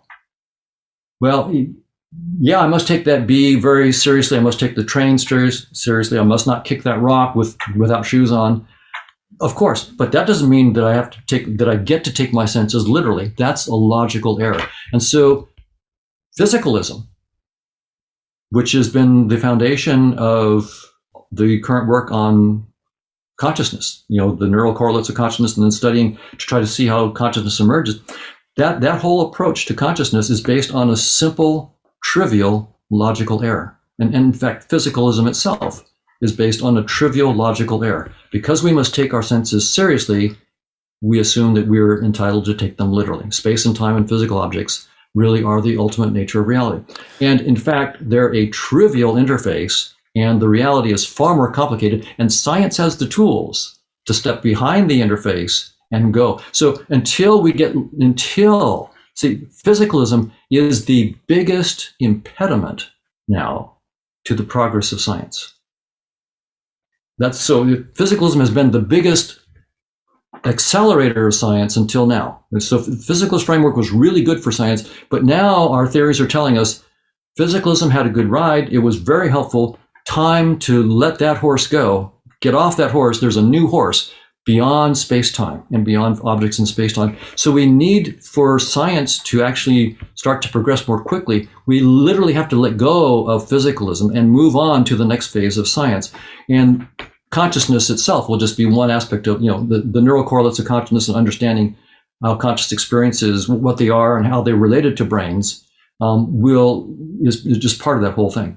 But physicalism right now is the biggest, is going to be the biggest obstruction to the next phase of scientific research. So there's a number of branch points here. One thing I want to summarize is earlier you basically said that the odds that evolution would have baked in a perceptual apparatus that accurately gave us perceptions that describe reality as it is vanishingly small. We didn't name it, but you were sort of using there something called the fitness beats truth theorem. And I don't think we should dwell here on any of the math or the details at that level.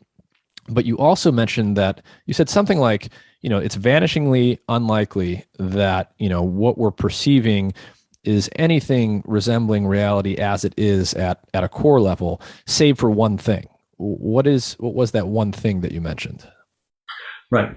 So the world could have many different structures. It could have a notion of neighborhood, like what we call topology, how close are things together. It could have a structure of order, like 1 is less than 2 is less than 3 is less than 10, right? That's an order, total order. You could have partial order. There's all sorts of different structures of metrics and things. So there's countless structures you could imagine that reality might have.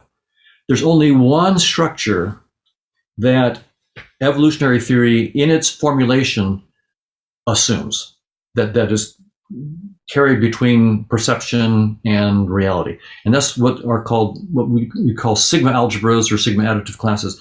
These are structures that are required for probability. And the reason for this is, the reason we need that for any scientific theory is, if the probabilities of events in reality are arbitrarily related to probabilities of events where we can measure them in space and time, then science would not be possible. So for science to be possible, now it may not be true. I mean, we can't prove that it's true that our sensory systems preserve sigma algebras, or they respect sigma algebra. So the technical term is that they're measurable functions, so that our sensory systems have measurable functions from the sigma algebras, sigma additive classes in reality, to the smaller sigma algebras and smaller sigma additive classes that we use for our perceptions in space and time. If that relationship is arbitrary, if it's not what we call homomorphism, then science would not be possible. So the fact that it's a scientific theory means it's assuming that measurable structures are preserved, or not are respected, not preserved, but respected. But any other structure is not required by the theory. And so if someone wants to argue that we see that structure, they either have to show how evolution in its current framework would automatically evolve systems to see that structure accurately, or to be homomorphism, or they would have to explain at a deeper level a change to evolutionary theory that would add that structure as a part of the theory that would necessarily be preserved. And so the burden really is on those who want to claim that evolution preserved these structures. Because here's the bottom line. There's a paper we have called Fact, Fiction, and Fitness. And if people just Google my name and Fact, Fiction, and Fitness, you can see the technical work. What we prove is that if you look at the set of all fitness functions, so suppose the world has a structure like a total order, 1, 2, 3, 4, 5 through 10, something like that. That's a total order. And then we have our payoff, a fitness payoffs, which maybe go from 0 to 100. 0 means you're dead. 100 means that's the best you could possibly have, and things in between. So you could then ask for all the states in the world, for that structure in the world, what are all the fitness payoff functions that are possible? And the only restriction is they have to be measurable, right? They have to be the ones that preserve probability. So that's the only constraint on this. Other than that, evolutionary theory gives us no reason to prune any fitness functions out. So you have to look at all the possible fitness payoff functions.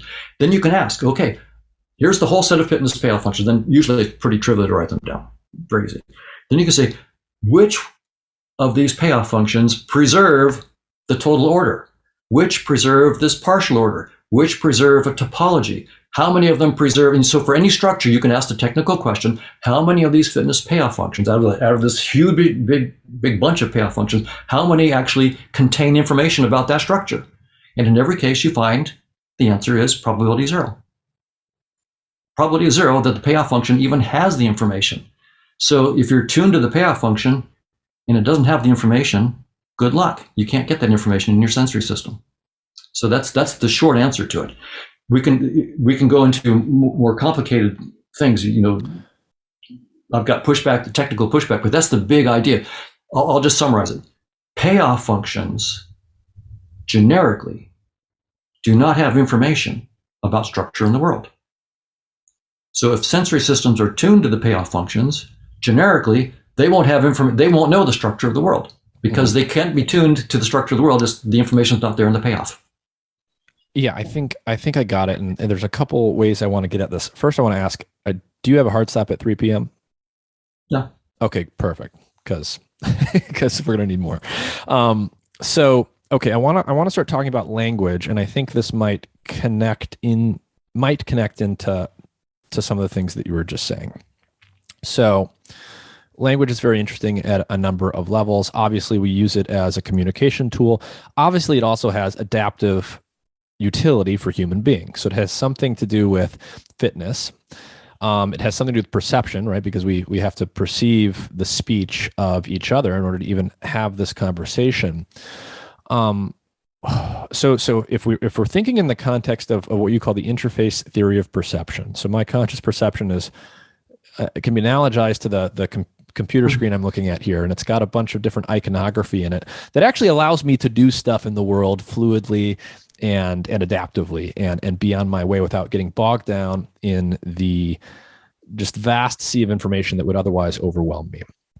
So, thinking of computer screens and icons here, the icon of the mailbox, say, it's an icon rather than a symbol in the sense that, right, an icon resembles something and a symbol is arbitrary. So the icon on my computer screen for the mailbox actually is an icon of a physical mailbox I might go look at, right? So it's a perceptual icon of another perceptual icon. And so there's this kind of relativity there where the icons are essentially defined with respect to other perceptual icons that are sometimes, in my experience, that starts to remind me of language, right? When you think about language and what it is and its structure, well, the words that compose languages are defined with respect to other words. And there is some kind of syntax, some logic that tells us how words can be combined and recombined in ways that allow us to communicate. And I'm wondering how you think about language, whether or not there's something deeper going on here. Does the structure and logic of linguistic human language tell us something? Is there some deeper analogy there between that and the structure of our perceptions, or is language just sort of a special case of sensory perception? There's been debate about whether language is unique to humans and so forth, and I think it's probably not. I think that there's probably very sophisticated linguistic kinds of systems that other animals have, but we'll see. That's neither here nor there. From our point of view, humans use language as a way of communicating with each other, and we have to play a language game. So for example, when you have a 15-month-old baby, and you're about to teach it some of its first words, and so say a mother or a father is with the baby, and there's a rabbit sitting on a blanket in front of it, and the mother or father points. So Johnny's sitting there, and mom points and says, "Rabbit," and Johnny looks, and if he's old enough, he gets it, right? But if you think about, so we're starting to teach the child how to play this language game. He sees mom's hand point or dad's hand point. He sees the rabbit. What's really interesting, though, is this is called ostensive definition. So we're teaching by ostensive definition, and we do that all the time. We don't do it just with kids. I mean, suppose you've never had some some food, and you go to some South American country and they have some food you've never had before, ceviche or whatever it might be, right? Mm-hmm. And someone gives you some, they point and say ceviche, and you taste it and you go, whoa, I've never tasted that before, right? And so that you have, again, you've learned ceviche by ostensive definition or whatever the thing. We have ceviche here in Southern California, so it's not a big deal, but some food that they have that we wouldn't normally have. So what if you think about what's going on there, though, it's really difficult. When the child looks at that whole situation and the mother says rabbit, well, how does the child know what part of the visual scene she's referring to? Is it the color, the white color of the rabbit? Is it the left ear? Is it the furriness of the rabbit? Is it maybe the left leg of the rabbit and 3 square inches of the carpet that it's on? What is it? Is it the whiskers on the nose? Or is it the fact that it has only 4 legs? So the child has an infinite range of hypotheses that it could possibly have about what mom means by rabbit. And we actually know if mom takes 15-month-old Johnny and points and says quadruped, we know that mommy is doing something really disturbingly wrong. You shouldn't say mammal or quadruped. You should say, rabbit. And you shouldn't say what the particular species of rabbit is, whatever the particular kind, cottontail. You should just say rabbit. So we have built into us, without being given a university course, mom knows, don't say quadruped, don't say mammal, don't say Peter Cottontail, say rabbit. And the child knows. What's remarkable is the child knows to only look for what we call the basic level object. So language is really complicated. We have to have sort of a shared assumption about our user interface. And then as we start to talk, we have to have shared assumptions about what part of that user interface you're directing my attention to, so that I know what the word means. So this is a non-trivial thing. The language game is very, very non-trivial. This problem of ostensive definition arises everywhere. And so it's a non-trivial fact that we can learn to coordinate, or at least we think that we're coordinating. Sometimes when you spend a lot of time with a person, you thought you understood them, and then you find out later on, oh, no, there was something very, very deeply wrong in my understanding of that person's world. Mm-hmm. So there's a couple things here that I think will be interesting to get into. So one, you're describing the sort of view of perception as, perception's about perceiving, or experience is about perceiving fitness payoffs or fitness potential in the environment rather than, reality per se in the traditional sense of the term. Connecting it with language perception here, I'm wondering if this is an interesting example that maybe helps illustrate at least a part of what you're saying. So we quickly learn as infants to perceive some and to stop perceiving other phonemes. So the one example I can name for people is, in English, obviously we have R and L, the and L sounds, and we need to distinguish those to understand and to use English. But that's not the case in Japanese. So a Japanese infant is born, just like all infants, with the ability to distinguish all of the different sound waves that correspond to the phonemes of all the languages. And yet within just a year or two, I think the Japanese infant will become untuned or unable to discriminate the R and the L syllables. And that's why a Japanese person speaking English that they learn late in life has a certain accent and vice versa. So literally someone learns not to perceive 2 different states of reality, 2 different sets of sound waves, because in that language, it's not useful and therefore doesn't tell them anything about the fitness that anything about the fitness they're going to experience in their environment, at least. Is that, exactly right. Is that, that's getting at this idea. Yeah. That's a pointer that we ignore. What you see there is that we're perceptually being trained to ignore things that don't affect that don't enhance our fitness. Yeah. Right. So now that most of my colleagues would say, of course, that just means that we're only seeing those aspects of the truth that we need, not the aspects of the truth that we don't need.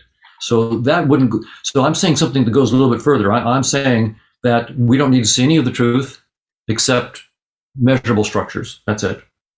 Right. That's the only structure that needs to be preserved according to evolutionary theory. And the rest of it, we don't need to see any truth. And if I've heard everything that you said for the last few minutes correctly, what you're saying is we don't need to see any of the truth, but what you're not saying, correct me if I'm wrong, is that there is no systematic relationship between our percepts and some underlying physical reality. You're not saying that there's sort of an arbitrariness to that.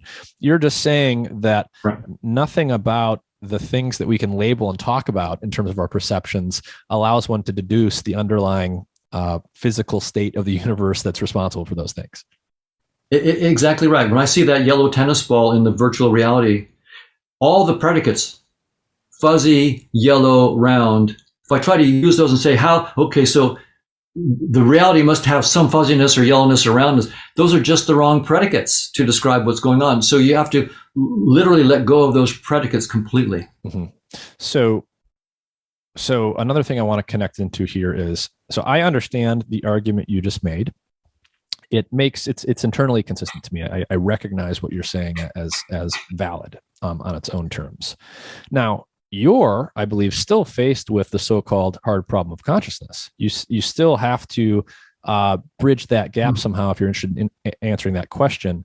Someone else that I just spoke to on the podcast named Bernardo Kastrup would say that the mistake you're making, or the difference in his viewpoint from yours, if I'm understanding correctly, is that the qualitative aspects of experience are the things that are there. And so the hard problem of consciousness dissolves in that way. It sounds like what you're saying is, there is this other physical reality, but we just can't sort of derive it from the aspects of experience that we can describe using language. Am I missing something there, or how would you start to think about that? No, actually, I'm good friends with Bernardo, and on this we agree. So let me explain why we completely agree. So I've been just taking our best physicalist theories, namely evolution by natural selection and quantum field theory, and saying what they entail. That's what we do in science. Our theories entail that reality, whatever it is entirely unlike anything that we perceive. Space-time is doomed. That's what our best science tells us. So now, but our theories do not tell us what is beyond space-time. Those theories just tell us there's something beyond space-time. I can't tell you what it is, but we do know that whatever that thing is beyond space-time, if we project it back into space-time, it better look like quantum field theory. It better look like evolution by natural selection, because those things work within our space-time framework. They're really good theories within our framework. What they're just telling us is that framework stops and there's something beyond. You need some new good ideas of what's beyond there. Whatever those new good ideas are, they're not, you can't just smoke anything you want to and make any story you want. It better be mathematically precise, and it better project into space-time in precise ways that gives us quantum field theory or something better inside space-time, and evolution by natural selection, or an enhancement of evolution by natural selection. So we're free now as scientists to posit whatever we want to outside. In fact, we can smoke whatever we want to while we're figuring it out. Might as well be creative. But when we've made our creative move, now we've got to be rigorous, turn it into math, and project it back and see if it works. So I'm proposing that we take conscious experiences themselves as the nature of fundamental reality. So conscious agents, like something I call conscious agents, and their conscious experiences as the fundamental reality. So it flips everything around. Instead of taking inanimate matter, inanimate space and time, and inanimate physical objects like protons and electrons and so forth as the fundamental reality, I'm taking something beyond space-time to be what I'll call these entities called conscious agents. Not necessarily human, not by a long shot. An infinite variety, potentially infinite variety of conscious agents with experiences utterly unlike anything I've ever imagined.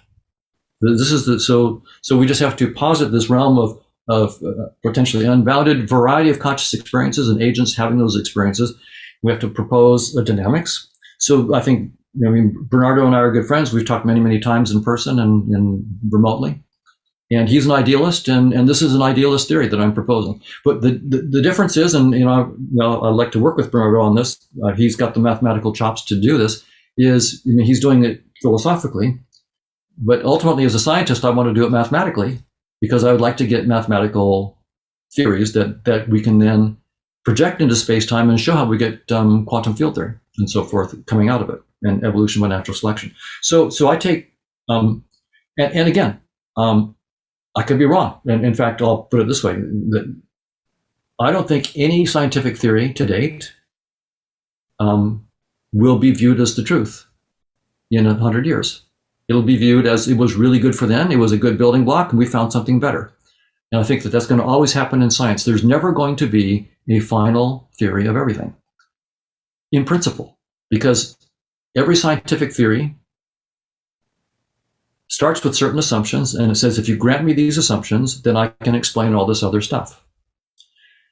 But those assumptions aren't explained. They're the miracles of the theory. And if you say, well, I'll get a deeper theory that explains those assumptions, great. That new theory has its own new assumptions. And so you'll have your new set of miracles. And this is a principled aspect of scientific explanation, that there can be no final theory of everything. And so what I'm proposing is a hypothetical next theory, but not by any means, in my view, the final theory. Just here's a interesting next step in the evolution of scientific theories. Let's try a theory in which we have these things called conscious agents with their conscious experiences. Let's work on the dynamics of this. Let's project it back into space-time and see if we can get something that looks like evolution by natural selection and quantum field theory. If so, that doesn't mean, oh, we've arrived. It just means, oh, we've taken the next baby step in our science.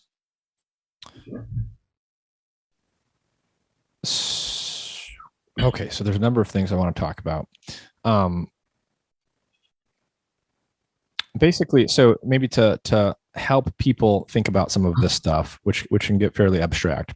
So many people have heard of Plato's allegory of the cave, right? So so these hypothetical people are in a cave, they're chained to the wall. All they can see are shadows being projected by a fire that's lit somewhere. And maybe there's people walking around in the cave and there's stuff in the cave, but all they can really see are the shadows of those things. And I think someone like you or Bernardo would say our perception is sort of like that. We're only seeing the shadows. We're only seeing this sort of GUI, graphical user interface. We're not seeing the stuff from which those shadows are coming. And I think what you're saying is, the actual descriptor of reality is going to be some higher dimensional structure. And in order to define what that structure could be, we need to just hypothesize. We need to make up some ideas what that structure could be. But no matter what we come up with, it should be dimensionally reducible to the shadows of perception, so to speak. We ought to be able to recover all the things that we observe in our conscious perception with whatever it is this structure is that you would use to replace the notion of space-time. Is that? I agree. So we're free to be as creative and irresponsible as we wish, as we're trying to come up with ideas. But eventually we have to get responsible and then say, okay, I'm proposing that this is beyond space-time, these conscious agents, and I've got to make a mathematically precise description of it and its dynamics and a projection, like you said, a projection into space-time, and so we can measure and see if it matches with what we can observe here. The only difference I would say between what I'm saying and Plato's allegory of the cave, so I agree with everything you said about that. It's perfectly fine. I would just say one little difference. The shadows do resemble the objects. They have a similar shape. So we actually, whereas in the virtual reality example, that yellow fuzzy tennis ball does not resemble in any way anything inside the supercomputer. And that's why, I think Plato, if he were here, would say, yeah, that's a better allegory. I didn't have virtual reality, so I had to use what I could use to make this. So I think if you think about virtual reality, and I think what I'm saying to the next generation that spends much of their life in the metaverse, what I'm saying is just going to be just plain obvious. Our generation is not obvious, but the next generation, they're going to look back on these videos and go, what he was saying was news? That's silly.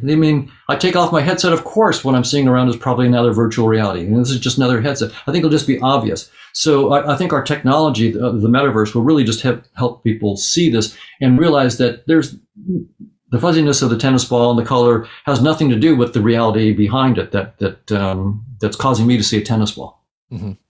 Another thing I would love to ask you about too is, so you're saying You're saying that there's no requirement that our perceptions look like reality. And in fact, it's vanishingly unlikely that any one of them will. Of course, it should still be a formal possibility that at least some tiny percentage of those perceptions might resemble, as an icon does, something about reality. And again, to use language as an example, our language, our words, are mostly symbolic in the sense that the small mouth noises we make have no logical correspondence to what they represent. And that's mostly true, but it's not universally true, right? We have certain words that are iconographic, certain phonemes and phrases and things that resemble either the actual like physical sound wave patterns that the sounds come from, or they do have some kind of iconographic relationship to the referent in the world. But once you have just a small number of those, you can bootstrap language very quickly and start to use words that are truly arbitrary, and then that's most of what the language is. So thinking roughly in those terms, I guess my question for you is, even if we fully buy into your idea that our perceptions don't match up with what reality actually looks like, might there be some perceptual seeds, some tiny percentage of our perceptions that actually do have that kind of correspondence? Well, the evolutionary theory says that the answer is vanishingly small and precisely zero in the limit as we let the number of states go arbitrarily large. So it gets arbitrarily close to zero. Now, it is possible, but I would say another thing. Evolutionary theory makes it very clear that no connection with the truth is needed for the sensory system to do their job. It's just not needed. The jewel beetle doesn't need to know what a female is.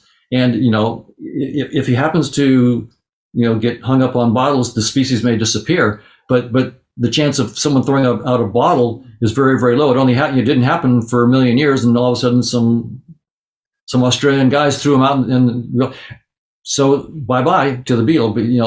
But in general, the sensory systems just don't need to correspond to the truth at all, except that probabilities in perception have to correspond to probabilities of events in reality. But other than that, there needs to be no resemblance whatsoever. I see. So it's really the only formal requirement here is this probabilistic correspondence, but absolutely nothing else. That's right.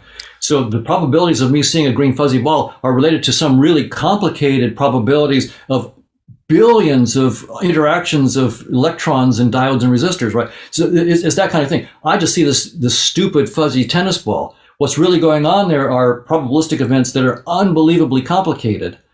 So there is the correspondence, but it's like billions to one is the correspondence in terms of probability. And the language of the fuzziness and the color of the ball are just irrelevant to the description of what's going on in the reality. Mm-hmm. And again, just maybe one last area on the topic of language that I want to riff on for a minute is, everyone will understand intuitively how, language is powerful. Language is very useful. It's often fairly precise, but there's a lot of ambiguity in language, and there's a hell of a lot in our experience that is nearly impossible for anyone to put words to.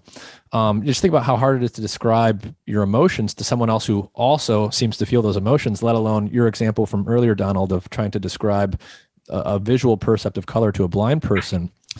And right. I'm wondering if the way to start to think about this is, again, in terms of thinking of language in terms of fitness payoffs rather than reality. So naively, if you ask someone, what is language all about? Say, well, it's a communication strategy we use. And, if you think about all the different languages that exist and that will exist and that will evolve, the ones you might say that the ones that are going to do best are the ones that are the best at describing what's going on out in the world the best.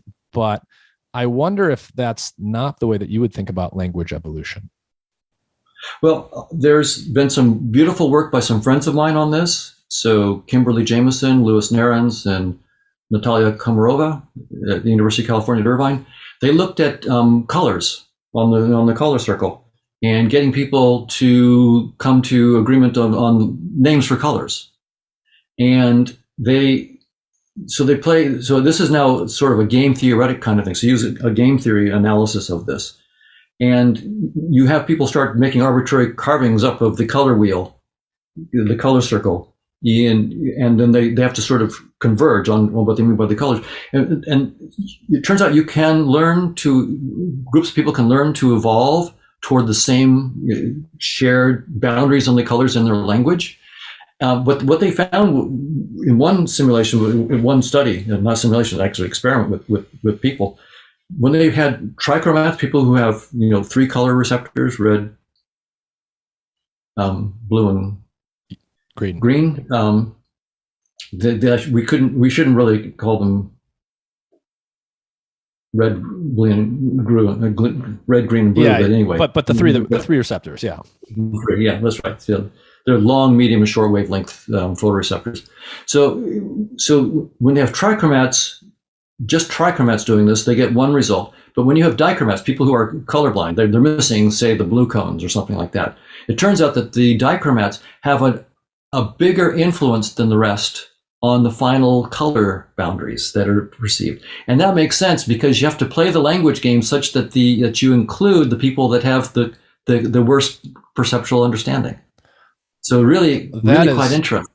That is very interesting for a number of reasons, including that I am red-green colorblind. And so I know from direct experience how and this just gets back to the difficulty and the ambiguity in language. It is so hard for me to describe for people what this is like and for me to imagine what it's like for them. But I can sort of tell or surmise, and I also just know intellectually this is what's going on, that oftentimes when I see something and someone asks me what color it is or the colors needs to come up in my speech, I probably can't tell if it's more red or more green, but I literally just kind of guess, I think. And I want you to repeat what you said. So you said that the people with the perceptual deficit, someone like me in this case, who's colorblind, have an outsized influence on the boundaries and the concepts that people construct about where things are. That's right. In other words, the people with the deficits are leading the people who actually see things more cleanly, I guess. That's right. So that they can communicate, so that communication was possible. Because otherwise we'd leave that person out. If we force them to see all the color boundaries that we see in the language, they couldn't use them as well. So it's an interesting. Again, that's just one simulation. But I'll just mention another interesting thing in the same direction. Kimberly Jamison is one of the people who's really taken the lead on this, studying women who have 4 color receptors. So they have the long, medium, and short wavelength photoreceptors, but they also have another one, typically another version of the long wavelength. And so they have 4 color receptors, and they're called tetrachromats. Instead of trichromats, they're tetrachromats. And she's done careful experiments that strongly suggest that they have a richer color experience than the rest of us trichromats, and certainly dichromats. So it's not just they have one new color, they have a whole new dimension of color that the rest of us can't even imagine. If I asked you to imagine a new color you've never seen before, right? Try real hard. Imagine a color you've never seen before. Well, nothing happens. These women, and I think there are various estimates, it might be 1% of the population that might have this, or of the women that have this. These women are seeing colors on a daily basis that you and I can't even imagine. So again, we play a language game. They have to play the language game so that they can talk with us. So language works for us, but the tetrachromats see things that transcend the language that you and I have.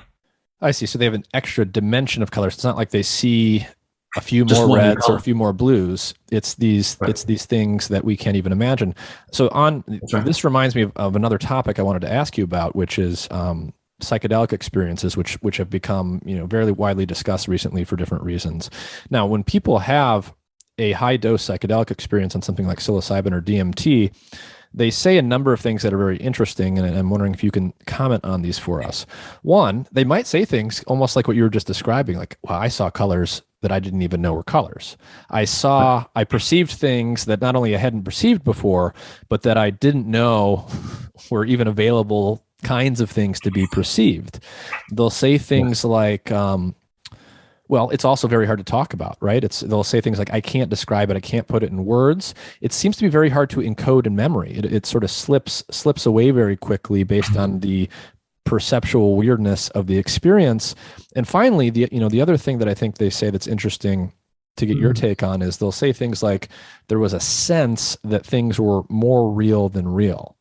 And so in the context of your ideas around perceptions not reflecting reality, when we think about something like a high-dose psychedelic experience where people have these completely sort of new and alien perceptual experiences, how would you as a cognitive scientist think about what's actually going on there to create those experiences? Well, first I'll say what my physicalist colleagues would say.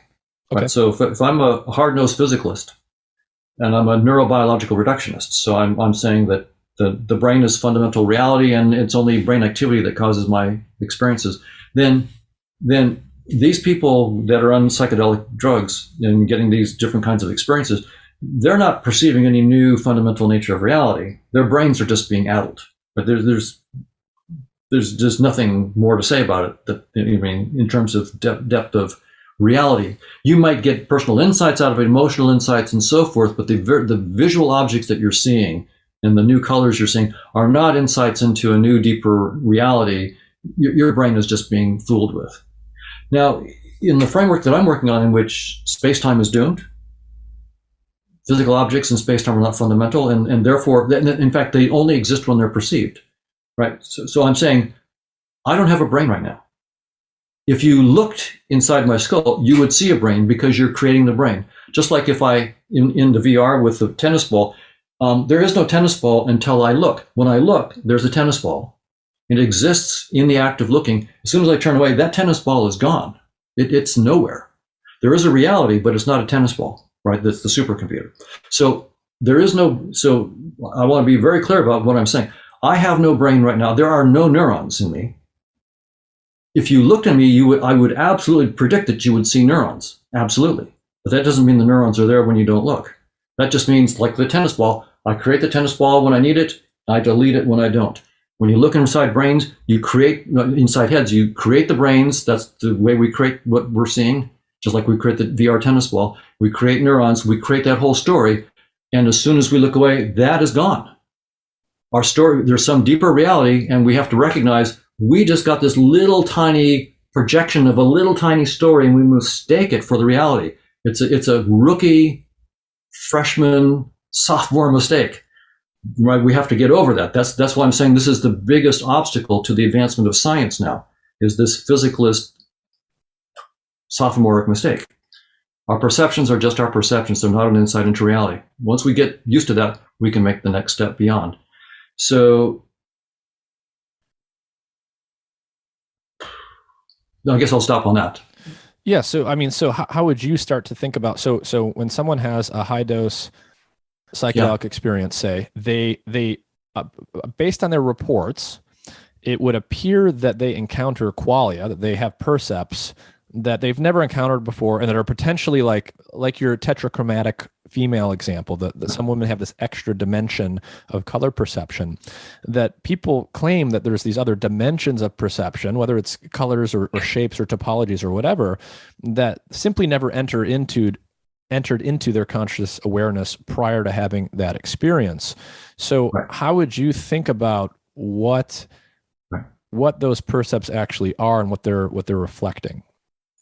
Well, yeah. So my colleagues, as I said, have one answer, and it's fixed. There's nothing beyond space-time. So if they think they're seeing dimensions beyond space-time, they're wrong. But in this other framework that I'm talking about, in which space-time is doomed, and in which I'm proposing a theory in which conscious agents are fundamental, and there's an infinite variety of experiences that are far beyond anything we've experienced, it opens the possibility that the experiences that people have on drugs could be new portals into this realm of conscious agents and new portals into new kinds of experiences. It doesn't entail that that's the case. It allows that that's the case. So what we have to do as responsible scientists is to develop this theory of conscious agents and its projection into what we call our brain and the nervous system. We have to see how the default mode network and area V4 and all these different structures of the brain and their activity are a projection of this deeper dynamics of conscious agents. We then have to model what 5-MeO-DMT is doing to neurotransmitter systems in the nervous system of the brain. Do a pullback from that into this theory of conscious agents to say what we think that corresponds to in the theory of conscious agents, and then we can try in that context to say that is possibly a real new insight into a new dimension of conscious agents that we never had before, or no, that was really just like the drug did a hardware error and you got a bug from it, right? So we don't know which is, but at least the theory of conscious agents leaves open the possibility that drug experiences in some cases could be insights. It also leaves open the possibility that they're just errors, they're causing malfunctions and so forth. So we'll see. Whereas the physicalist framework, there is nothing beyond space-time. And so there's no insights that you could be having that go beyond normal space-time. So, when we use some of these philosophical terms like physicalism or idealism and things like this, or naturalism or other things, how would you, so if your way of thinking about things is not physicalist, but most scientists would be considered physicalist, and a presumption that many people would make, or a concern they might have is, well, if Donald is not a physicalist, there must be some kind of airy-fairy or quasi-religious metaphysics that's being smuggled into this. Is that accurate, or is it fair to say that your viewpoint is completely naturalistic, even though it's not physicalist? Yeah, I view this as completely naturalistic. I'm just saying our best theories tell us that space-time is doomed. As a scientist, I have to accept what my best theories tell me and try to come up with a deeper theory. I have to come up with, it's in the best interests of science as a natural scientist to say, okay, space-time isn't fundamental. I was wrong. I thought it was fundamental. I thought that electrons and protons and quarks and gluons were fundamental. They're not. Okay, well, I can cry over it for a few weeks, and now I'm over it. Now let's go on and find out what's a deeper theory.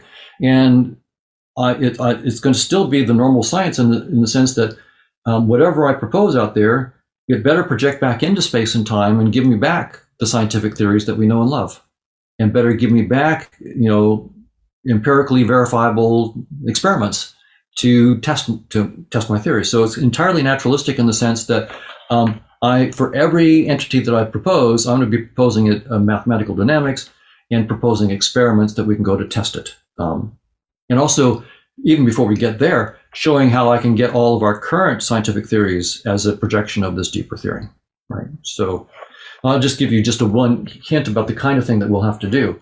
So time, right? Our universe, our physical space-time universe, seems to have a very finite time. It started 13.8 billion years ago in the Big Bang. And there's this entropic time. Entropy keeps increasing, and time increases, and it seems like they're very intimately linked, that in some sense our time is a measure of entropy in some sense.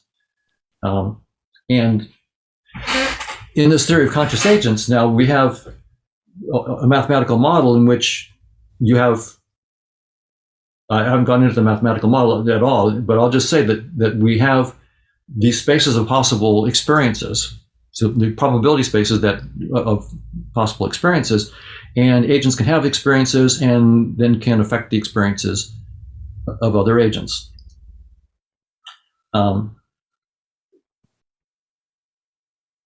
As it's, I don't know if I want to go all the way there, so I'm halting here, but maybe I'll want to just say that we can then take that and we can have a notion of a dynamics in this. So I'll just say briefly, a dynamics of conscious agents, but it need not have an increasing entropy.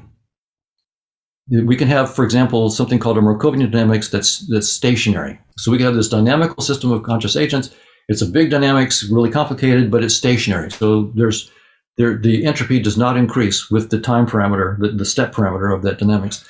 But it's easy to show, trivial proof, that if you have this Markovian dynamics that has no entropic time, if you take any projection of it, like by conditional probability, so you look at it from a perspective, any projection from a particular perspective, you will induce entropy. increasing entropy. I see. So what you're saying So you is, get time. I see. So what you're saying is, if I'm understanding correctly, there are certain dynamical systems that one can construct with properties such that there's no entropy, there's no disorder, No increasing entropy. No increasing entropy. No increasing entropy over time, like what we see in the physical universe that we're perceiving right now. But if you take any lower dimensional slice of that, if you look at a shadow of that system, it will, in all cases, give you just that. It'll give you, all of a sudden now the entropy is increasing with your, and so you get this entropic time. So who knows? In this realm of conscious agents, there may not be any entropic time, and so, like, time is one of our most important limiting resources right now. Right. Time is one of the most valuable resources that we have. We compete because of time limits. So this world of the conscious agents, the whole notion of competition may not be there because the resource of time isn't a problem. So, but when we look at the dynamics and project it into space-time, all of a sudden we're going to get this artificial time, this entropic time, as an artifact of the projection. And so maybe evolution by natural selection will be the artifact way of looking at our dynamics, that you and I appear to be competing for finite resources, and that's just a limited projection perspective of a deeper dynamics in which it's not true that we're competing for resources and there is no entropic time. So as much as I've touted the glories of evolutionary psychology and evolution by natural selection, it may be that whole theory is really revealed as an artifact of the projection of a deeper dynamics in which there is no competition. We're not competing for resources and the whole bit. We'll see. Interesting. Well, it sounds like, Donald, that you're, are you still actively doing research or running a lab? It sounds like maybe you're not. I'm actively collaborating. I no longer am working with graduate students, but I'm working with postdocs and several professors. So we're continuing to work, and we're interacting. For example, there's a lab at Yale University that recently sent us a paper of some simulations they're doing that's trying to contradict our work on evolution by natural selection and not seeing the truth. So we're writing a paper in response and so forth. So a lot of good work is going on, but the work I'm planning to really focus on, I was waylaid for a little bit with COVID. So for the last year, I had long COVID and it took out my heart and I had to have surgery. And so this last year was pretty much a loss because of COVID.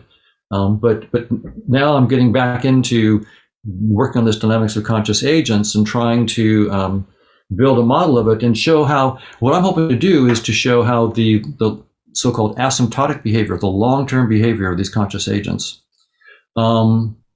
gives rise to structures that the physicists are finding, like the cosmological polytope and the amplituhedron.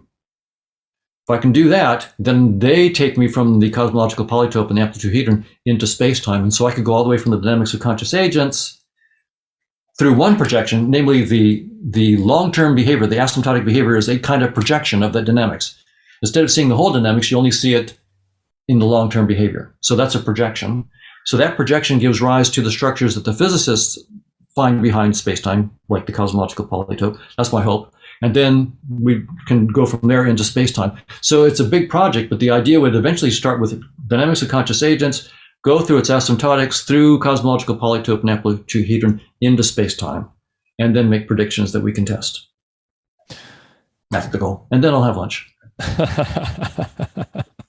Well, Donald, this is all very interesting stuff. I enjoyed reading your book, even though I didn't get all the way through it by the time that we spoke today. Do you want to tell everyone like the name of your book or name of any other books that you have and where they can find you? Sure. You can. My most recent book on this is called The Case Against Reality. The Case Against Reality, and then the subtitle is Why Evolution Hid the Truth from Our Eyes. So that came out in 2019. I have a book called Visual Intelligence, How We Create What We See. So this goes through in great detail about how you create the colors and objects and shapes that you see. It's great. It's been used as a textbook for photography and art classes and so forth, but also for cognitive neuroscience classes. And then for those who want some real nasty math, I have a book with Bruce Bennett and Chetan Prakash called Observer Mechanics, which goes into an earlier version of this conscious agent theory, the dynamics of it. So it's called Observer Mechanics, a formal theory of perception. And I've got a TED Talk. If people are interested, I've got a TED Talk. If you just Google my name and TED Talk, you can see where I've talked about these ideas for a very broad audience and sort of compacted them all down into only 18 minutes. So, all right. Well, Professor Donald Hoffman, thank you for joining me. My pleasure. Thank you very much.